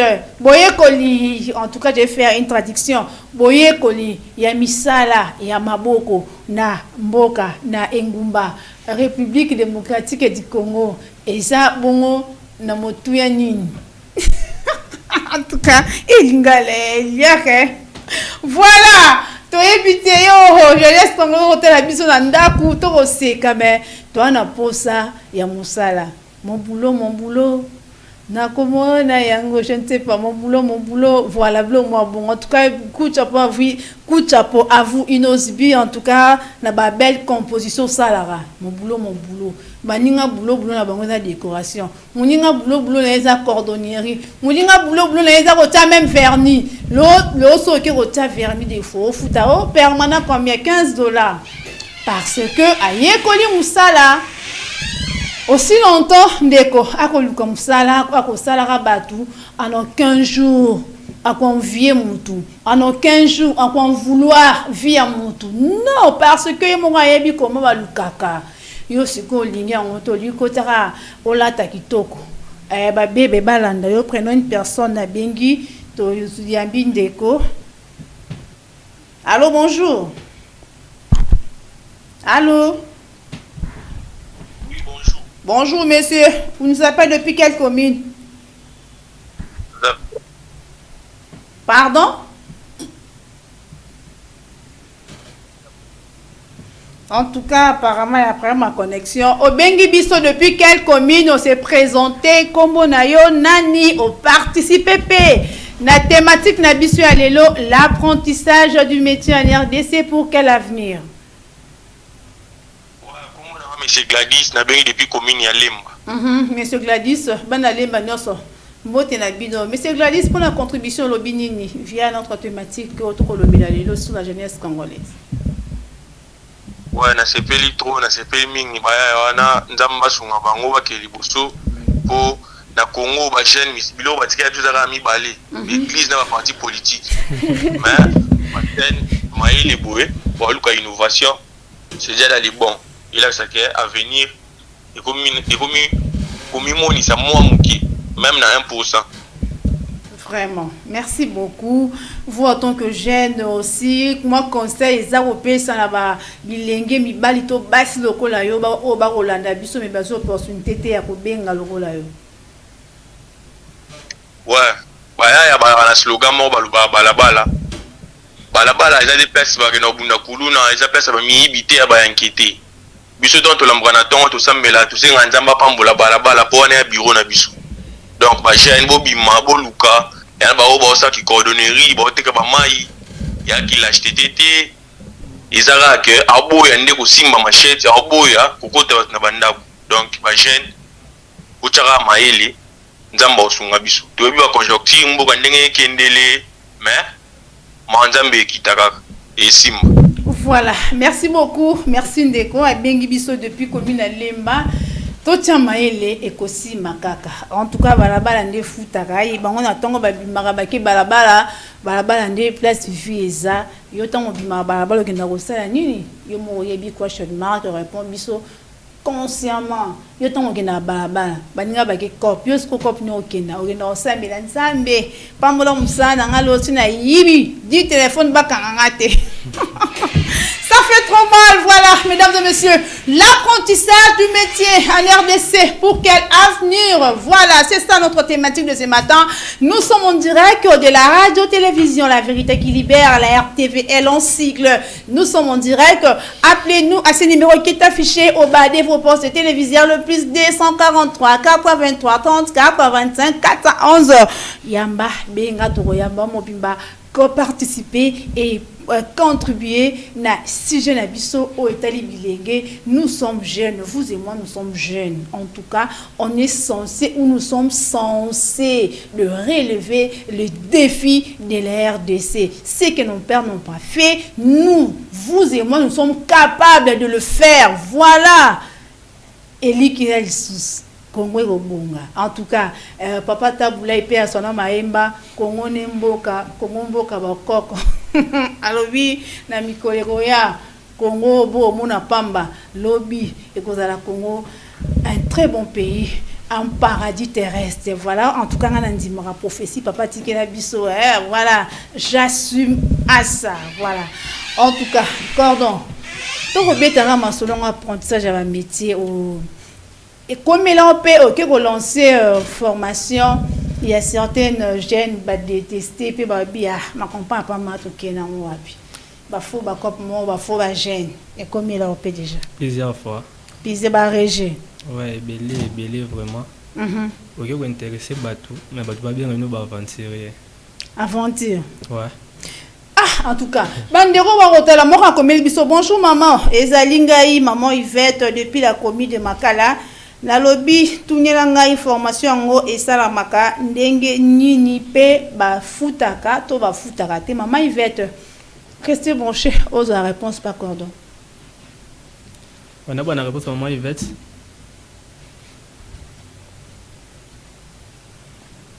Répondez maman Yvette. Ouais, formation on est n'ingé bima, so formation bimini to banda répéter na formation auto banda.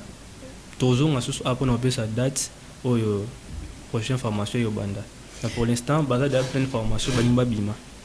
Ndeko moka lobi pardon maman bondelinga po moya l'instant oui pardon maman pese la biso e maloba loba nanuko bon to pese maloba déchaînez-vous loba o eza les songes seigneur parce que mutunda ko mi acheta ko mbote a ko mi biso maman pardon pese la biso e maloba loba to pese maloba to sit papa yo to donc c'est maloba. Ouais, formation promotion au déjà ba dans la formation ba on presque à la fin. Ceux qui babimi bazu ba brevet na bango ndé de relancer formation il y a tout au zoya mais sinon département autopé c'est la formation et ça décoration ici événementielle toutes sortes ceux qui montent dans la pour ça ko la musala ko sala ba décoration événement ko décorer ba salle ba anniversaire ba cérémonie tout comme ça tout peut formation ana ndeko pas dans la pour ça ko la musala ya peinture tout former les jeunes pour la peinture. L'avantage c'est que tout peut sa formation à peinture, fabrication appliquée. La fabrication a un avantage, parfois marcher aux à la terre, on dit que ce qu'il y a donc fabriquer la peinture, on appelle ça tout bas qui sont pas chinois. Est-ce que vous avez la qualité moi bien bisolina et outil à l'étranger. Ils ont qui tout collègue à chinois. Au tout ça.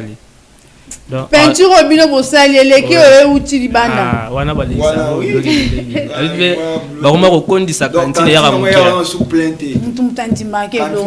Ah kantine ya no mukia.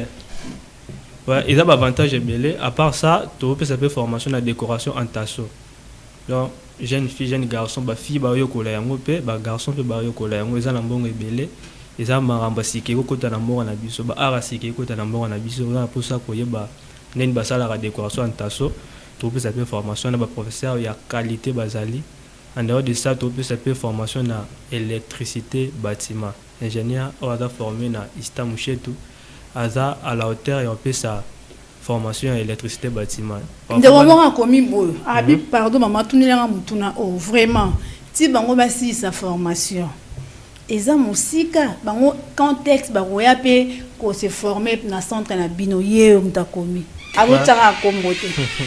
Yé vraiment aza impatient ça ndeko mobabi aza vraiment impatient abi ko tane botie bon baza vraiment impatient. N'habité à PSP communauté, je ne sais pas quelle probabilité ou à cause de tout ça là pour Nabango. Ouais, sinon pour Nabango, à quoi contacter biso déjà numéro de PESA. PESA non non t'as le numéro 082 90 68 362 082 90 68 362. Ça contacter biso to rozala na mesure ya ko recruter en fait que ceux qui to bandi ba formation sika to afficher maman kombo na ye. Alors bi kombo na ye monsieur Joseph Abingi depuis commune à Barumbu il a besoin vraiment il est vraiment au chaud là aya ko se former ko vana ndako lembi na ye pour former kaka yeso aruta Barumbu je crois le bon marché ti aya monga fula je ne sais pas bon ça ba site mususu à côté to besoin de formation bango nyonso balanda biso kaka na kimwenza je ne sais pas comment ça se passe. Sinon projet Zalito font là-bas site partout. Mais faut un moyen de permettre à biso de font là-bas site partout. Il y a bande mususu na kinkole à contacter biso pour ça que la formation mais de kinkole timunga fula transport na ba frais et permettre réalité. Alors visuel Zalito font là-bas site partout. Bande mususu dans la hauteur faut un bon INPP te mana volontaire yokola. Atali INPP c'est un peu coûtant mais ba centre na biso mon pratique et ça makasi a yokoli vraiment bimi pena abimi à la hauteur ne doko ya yokoli. Donc alors allez vraiment former tout l'année les parce que ça peut se former mon tout kakaité. Donc alors ça adhérer na groupe na biso après que ceux qui marchaient et to kotaner sur le terrain to travailler na ye. Ba ne rebelle to travailler na bango ba da former na centre na biso. Donc ya mukera autour to no partager ne bongo to luka to avancer muke mais na vision to za nango makoki et permettre à biso vraiment et on fait là-bas centre partout. Voilà, merci beaucoup. Quand on a but de création des centres de démoralisation que nous formons à jeunes, l'État est bien ça non. Ministère on appelle ça quoi formation, je sais quoi et ça donc ça m'a échappé. Ah ouais, déjà mais si que on peut ça va brevet on a sous peut ça va brevet. Bah brevet tu peux s'arrêter. La qualité ni. Tu peux ça brevet. On peut ça brevet au moins ici voilà. Il y a juste te former au tika na biso. Au tika na bino. Ouais, tu travailles. Le plus important il faut oye ba ça là quelque chose. Mutu sous moi la ko somba brevet mais ko défendre le roya sombeli wana aye bien moté. Bon, on en parlera à côté on a to beta na voilà, merci beaucoup. En tout cas, tant de messages bandiko ba ko mela biso ba message écoute tellement ébélé boulot vraiment nga nazo lula na vie na nga siko yango yo kaka. De comment quelque part ye boulot zo lula na vie na yango yo kaka pour l'instant. Est-ce que dès to bo former bandiko na ba décoration et tout dans les jours à venir, est-ce que continuité na ngo zalaka parce que ba makamambo a oya mukili za nango mingi pèlerin c'est vraiment momentanément avec un temps au monde makama batasio aussi la Disney tout le monde a mort déjà le baka longola taso na ndaku boya taso et tout ngana za bona osala boye on ne sait pas cette formation là que vous yango tout le monde a déjà ba œuvre bandeko ba osala yango déjà na bandaku ya batu ya œuvre yango yo que les images parlent plus que nous ya koloba pasi manga pasi ndetikato convaincre bino bondi mela bango non que les images parlent à leur place yango ndé je ne sais pas qui va faire un commentaire par rapport à ces images donc c'est d'accord on appelle ça Sarah on appelle ça nani à ça la commentaire ba image ça ba la na télé bah ouais la décoration en tasso cliente na biso alaki à la hauteur te ya ko suma batasso vike batasso c'est un peu coûteux vraiment ndi alobaki to na mombo mukia za nango a posaka ndako ebonga ndako ebonga kaka ndi na souci wana to bia to ça elemo a mo be wana ya mo to ça leke a ya boy siko moi je ne sais pas moi le souci est que tellement public comme na besoin na bino makasi.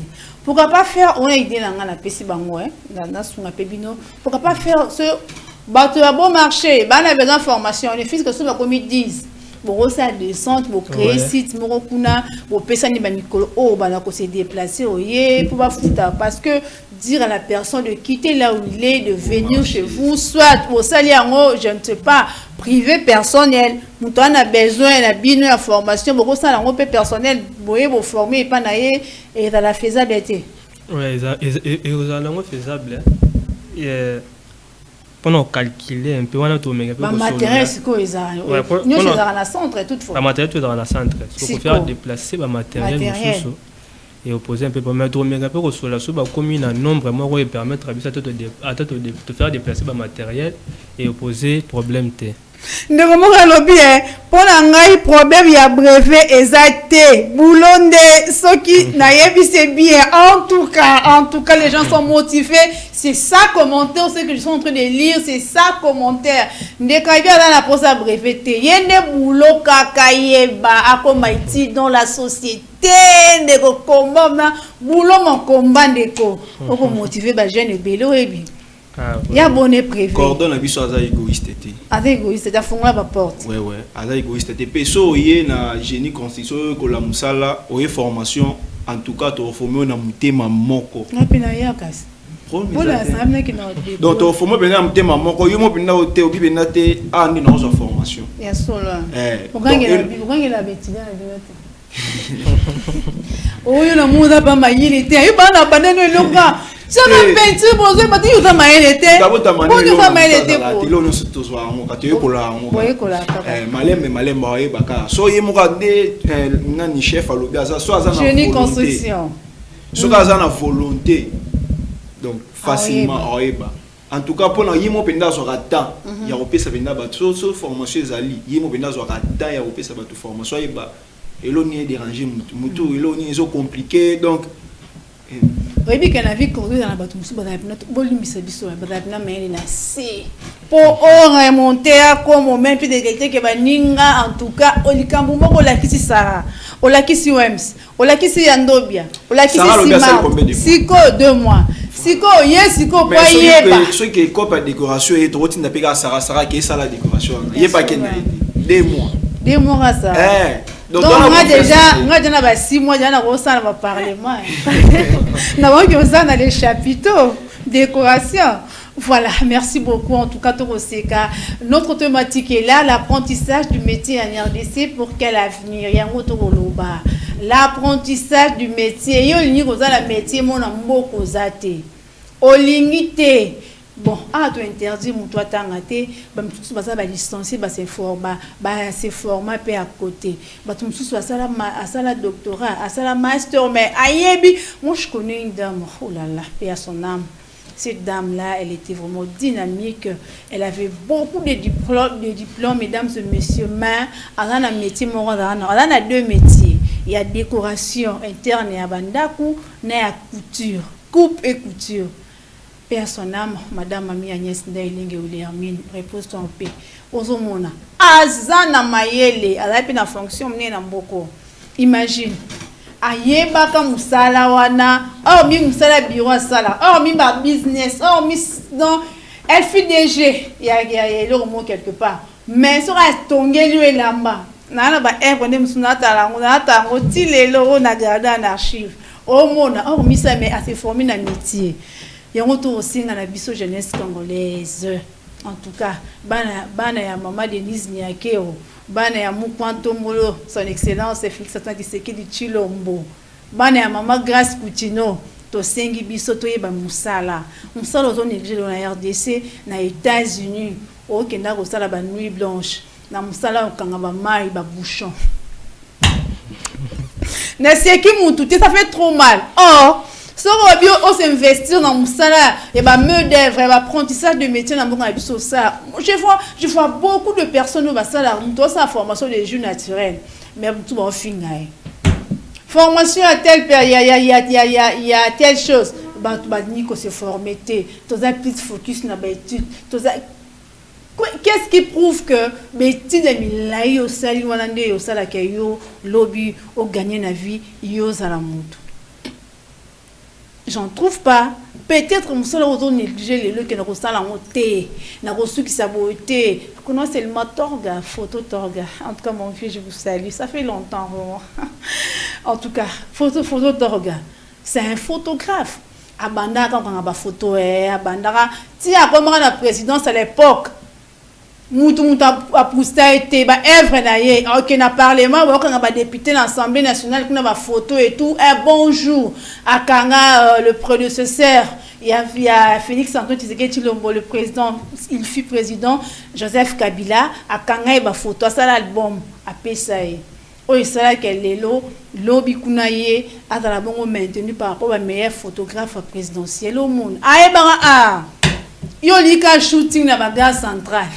Et ça non m'a bêté mais faut quota OK na primation no be au côté no kangi photo maman souminwa tu vois et ça va bien œuvre za nango oyebité misala maboko et tongisa batu ba villa misala maboko et donc batu mingi le truc baza heureux ou heureuse parce que ba main d'œuvre yo siko non c'est apprentissage des métiers et mais tout ça on a besoin d'un Congo émergent. Et on a la papier littérature en tout cas, nous courons derrière les temps. Déjà 10 heures passées de 44 minutes. L'heure de Kinshasa, 1 heure de plus à l'est de la République démocratique du Congo. Mesdames et messieurs, sur ces, nous sommes en train de chuter lamentablement avec cette thématique de ce matin qui est l'apprentissage du métier en RDC. Voilà, cordon.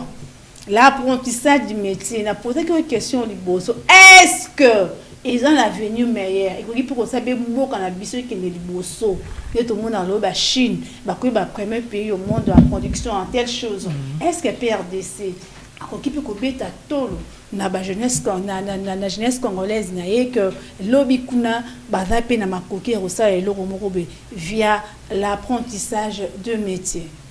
Ouais, si seulement si gouvernement congolais nzimi puis ba jeunes congolais. Mais vous avez sérieux toi moi to le là ba tiam so financement ba pesa biso boy ba sala biso boy gouvernement yé ko s'investir bon on a monter toi on est là côté tout ça coûte ya biso mo to former ba jeune to so ba yo comme en to so na député là non je suis dans soutenir nos jeunes congolais qui est liboso. Voilà, c'est ça l'idée, c'est ça, sans souci. Voilà, nous demandons à toute l'autorité congolaise de Kinshasa de mettre un pouce via nos jeunes talentueux au bana misala kitoko kati na bango bandeko ba mama ba papa. ozala membre gouvernement ou pas au pesa rambongo oza muto sungaka yaka kosunga puisque ya ndobia ya ochambongo epsa père aya koto à investir. En tout cas, et ça, bon, bah, vrai bien. En tout cas, j'appelle à tous nos fans de partout, qui connectés, scotchés, branchés via notre tranche d'animation 9-11. Bah, jeune bazar, bazo lukali sungi, et kouta api. Aïe, on dit, maman, tout ça, moi, nana matina ngomba. Voilà, l'histoire que vous t'es pas na yo et pas na nga et pas na yekuna pour l'avancement et émergence de la jeunesse congolaise. Voilà sur ces mesdames et messieurs cordon bandero balingi pa pesa bango adresse fixe. Pesa biso programme na ngo mobimba ya centre bandero ba yeba. Programme les abonnés pour fungula quand site zawa puis au pesibiso tous les soucis en ce qui est lié dans votre structure génie construction.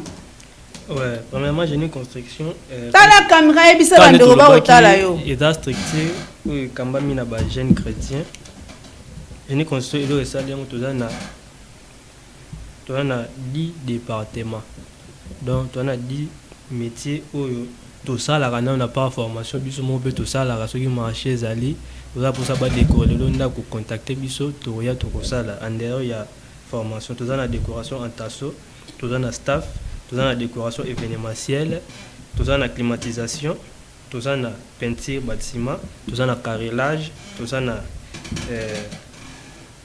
plomberie tout ça na électricité générale tout ça pena électricité bâtiment pardon tout ça pena na lambris donc ça la plafond lambris tout ça na tout ça pena pavé en dehors il y a formation boulot tout ça la rayon so ça pour ça ba décorer là ko ça pour ça ba installer là ko hésiter ya contacter biso en dehors de ça ndé tout ça qui likanisi ya ko fongola centre oza loko la centre mais ça non centre et ça loko la mais ça non centre ouais et ça loko la centre pour éviter ma mususu voilà et ça ndo moka combien lobby na uti ko zwa diplôme mère en tout cas non na kei université té na kotanga nanga avec le temps mais na kana posa na iba boulot et ça la cœur na zotanga soki na ibi musala na zotanga en même temps que nazape kosala pour et renforcer ngai na ba possibilité ya kofuta ba frère académique na ngai voilà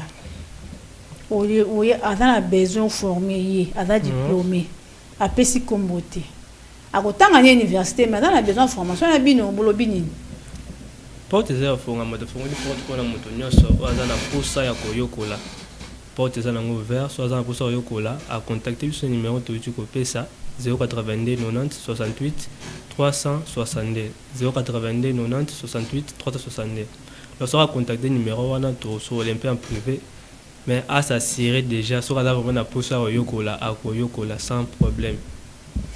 Ma formation à Bino est à combien de temps? Donc il y aura périodique, on sait que moi je sais. Il y aura périodique. Et Bozan en haut, n'a pas tant combien?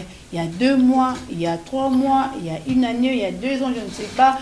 Trop bête sur la formation, mais avec quel temps on découvre que vous êtes formé par Bino? Je dirais que la formation est dépendre du département au Japonais. Et ça là-bas, département Mususu. On a eu ils ont vraiment tant ma capacité pour maîtriser. Mais le roi décoration événementielle, toutes sortes, ils ont appelé un programme belé. Donc il y a un lien un peu moi on a la formation ils ont 3 mois pour monter dans la capacité à la hauteur de défendre le locaux ya yokoli. Peinture bâtiment ils ont juste 2 mois.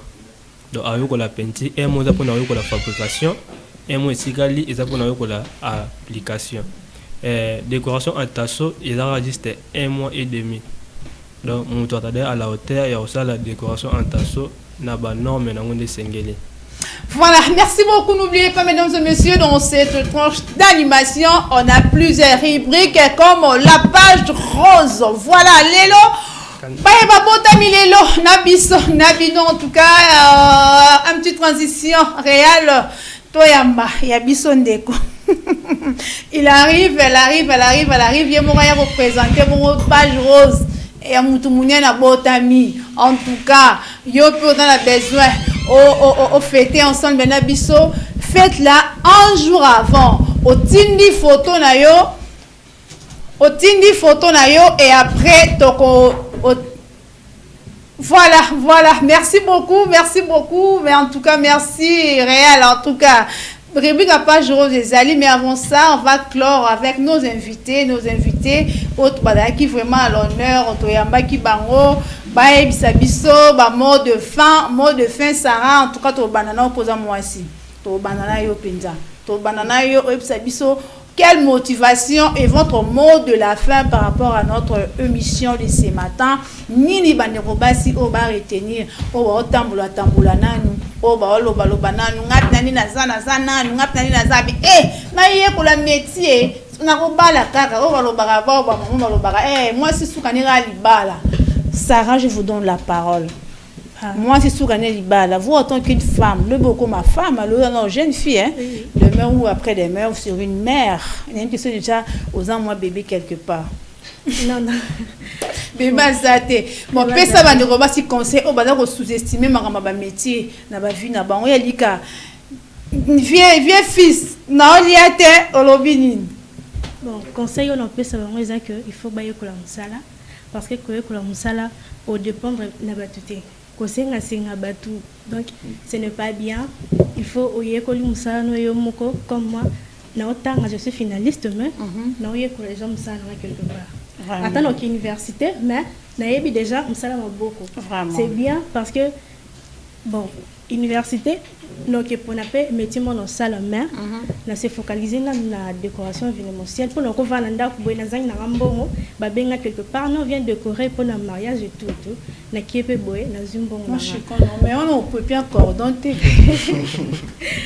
Bon, conseil on peut savoir ça baya toyer que l'ensemble, baya toyer que là, ce n'est pas vraiment difficile et là on se banda ndambu.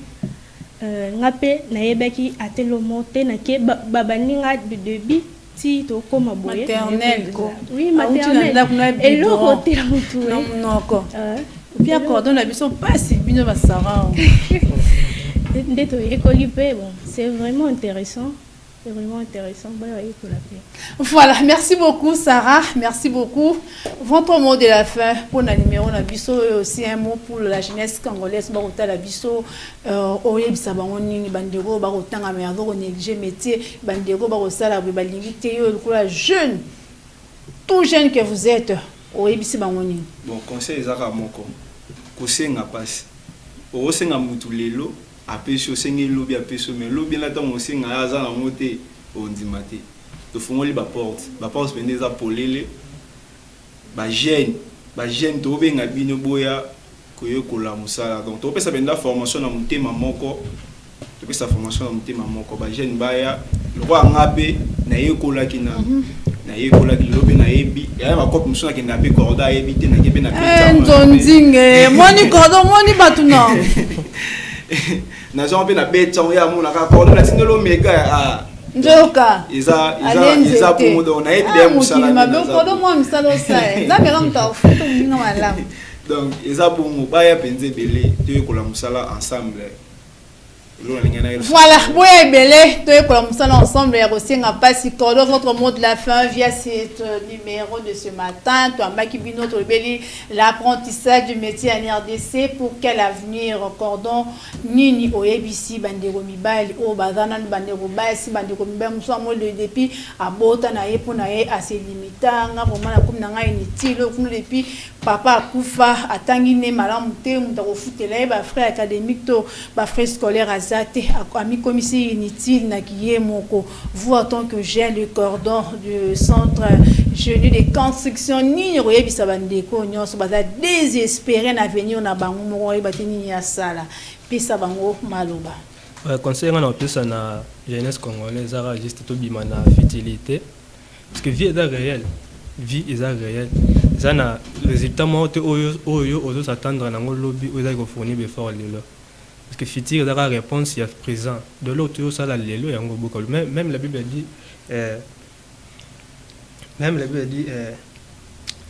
les versets m'échappent et ça na elo monte oyo ko buka lelo so sali lelo so et ça elo monte oyo ko buka lelo so sali lelo donc boya toyo kola vie c'est limité car na oyo yebite ko c'est limité na domaine parfois ko ça le sala droit mais vie conjoncture mboko na biso permettre yote okoma bisika yo lungo koma yaka yo kola musala maboko so commune na ba niveau moko boy avec ton argent au Québec ta porte va fondre facilement donc yaka ko se former ba porte ya génie construction ils a vraiment ouvert tozo ya catégorie ya mutunyo surtout to poni bilongité to poni rester ceux qui ont la volonté na yo ya yo kola yaka génie construction fondre ba porte pour na mutunyo so. Voilà, génie congolais et fongoli. Génie construction. Génie congolais comme maman. Un vrai patriote. Au monde maman. Génie construction et fongoli ba porte cordon. Au pesibiso ba coordonner na yo bandero. Na ba message tellement ébélé ba rekoma. Na autant ils ont rapport mona comment ba jeune ba motivé par rapport à votre ambition ou votre métier ou le bélibiso, votre adresse physique et votre numéro de téléphone. Adresse physique na biso toza na commune ya Mongafula na commune ya Mongafula précisément na Kimwenza mission donc sur aux de partout aux bis à Ropengaba à partir de Ropengaba ndo ozwa bis ou même bato Kimwenza mission toza na quartier Kimbuta avenue Luzizila numéro 23 référence na biso eza cabine ya courant ezami na quartier Kimbuta donc na 3 maisons wana cabine ya courant ezami on se retourne église source de vie éternelle barondiko mona panneau publicitaire na biso wana barondiko pes siège na biso ezali pour plus de contacts au bengi biso na 082 90 68 362 na page Facebook na biso betika la formation 100% pratique au mona logo ya génie construction au commune biso na Facebook beto zali so commune la génie construction au mona biso commune biso to répondre yo. Voilà, merci beaucoup. En tout cas, Bandeko, on a sepela ki mingi to yambi bino. Sur cette clôturé na bino pour na lelo, je crois que vous parce qu'il y a déjà tellement il le temps la télé, c'est le temps pour na bino lelo to ce qui merci d'avoir répondu favorablement à notre invitation. Oui, merci beaucoup vraiment. Merci à vous autant. Voilà. Merci beaucoup. Laissons place maintenant dans la page rose, n'est pas Maxolo et Vandi, Benatine la photo un jour avant votre anniversaire, Madame Priska Toba. Priska Fashion, moula tisinanga moya solo. Voilà. En tout cas, réel page rose, Priska d'habiter, Madame va botami le côté na bini. Une grande dame, Maman Ange Tosha. Maman, oh, tu connais ça, TikTok basala. Maman Ange, bataille, kitoko, kokaba, mutima malamu, maman, tika maman botami lo piska, na piso na mama fanga na sala commentaire ya Maman Ange na bisa botami lelo, voilà, joyeux anniversaire à Maman Ange. Voilà, Maman Ange, Maman Ange kitoko. Réel, tu peux te téléma, bataille, mon thème, l'épouse fidèle de son homme, l'apôtre Paul Tosha, qui est le gardien du temple de l'église universelle pentecôtiste, charismatique, le ministère des affranchis, qui dirige l'homme de Dieu, le grand sacrificateur, le prophète messager Emmanuel, dit Maman Ange, pas beauté, bataille, vraiment, joyeux anniversaire à vous, très bon anniversaire, Maman Ange. Nous vous souhaitons la longévité, la sainte santé. Nous vous aimons beaucoup, beaucoup. Maman na peso bambongo. Maman oumela. Maman Wakaba. Maman Ange, joyeux anniversaire à vous. L'équipe technique et l'équipe rédactionnelle et l'équipe de tranche 9-11. Nous vous souhaitons un radio anniversaire. En tout cas, maman, casse tout. Moi, ta fille. Je tape ma poitrine, je tape mon dos, je veux payer. De la part de Exaucé Luchaka ainsi que la coordination de la RTVL, Maman Ange de nous vous aimons beaucoup. Une fois de plus, joyeux anniversaire. Botama et l'amour. Il y a tant de pages roses. Allélo, Toroyo raté, mais la dose n'y aura pas. En tout cas, le on aura raté quand il y a l'ongwa. Non, qui n'est que le mère côté organisé. Bon. Je suis très souple. Très souple. En matière de kokende. En matière de kokende, un peu trop kokende, bah ça que moi trop kokende. Non, sur ma market libanda. que maman Ange lelo héroïne d'atona voilà puisque Ndobia page rose si notre personne a botami lelo jour mon maman Ange. Voilà, heureux anniversaire également à maman Agnès, hein, Molatisi Yabana Changu, hein, il est vraiment on a besoin de chemise, pantalon, robe, des aboués. Le quoi tu bête dans cela au Kende, juste après à ton Kende peut tu avoir chemise, robe. Donc semaine prochaine nous c'est Sika. Ça sera comme ça de la part de maman Agnès. To lingi yo mingi mère nanga mo connaître chemise on allait entendre comme maman Agnès. Ouais. Maman Agnès n'a pas besoin elle nanga. Joyeux anniversaire à vous, maman, que du bonheur. Moi, c'est à Tondanzo, moi, ça m'a été maman là. Les gars, votre maman pasteur. Les gars, votre maman pasteur. Joyeux anniversaire à vous, maman. Oui, allez leur forme. Maman, là, tu sais. Ouais, moi, c'est qui toque au Makassi. Mais on a moi à Bouja.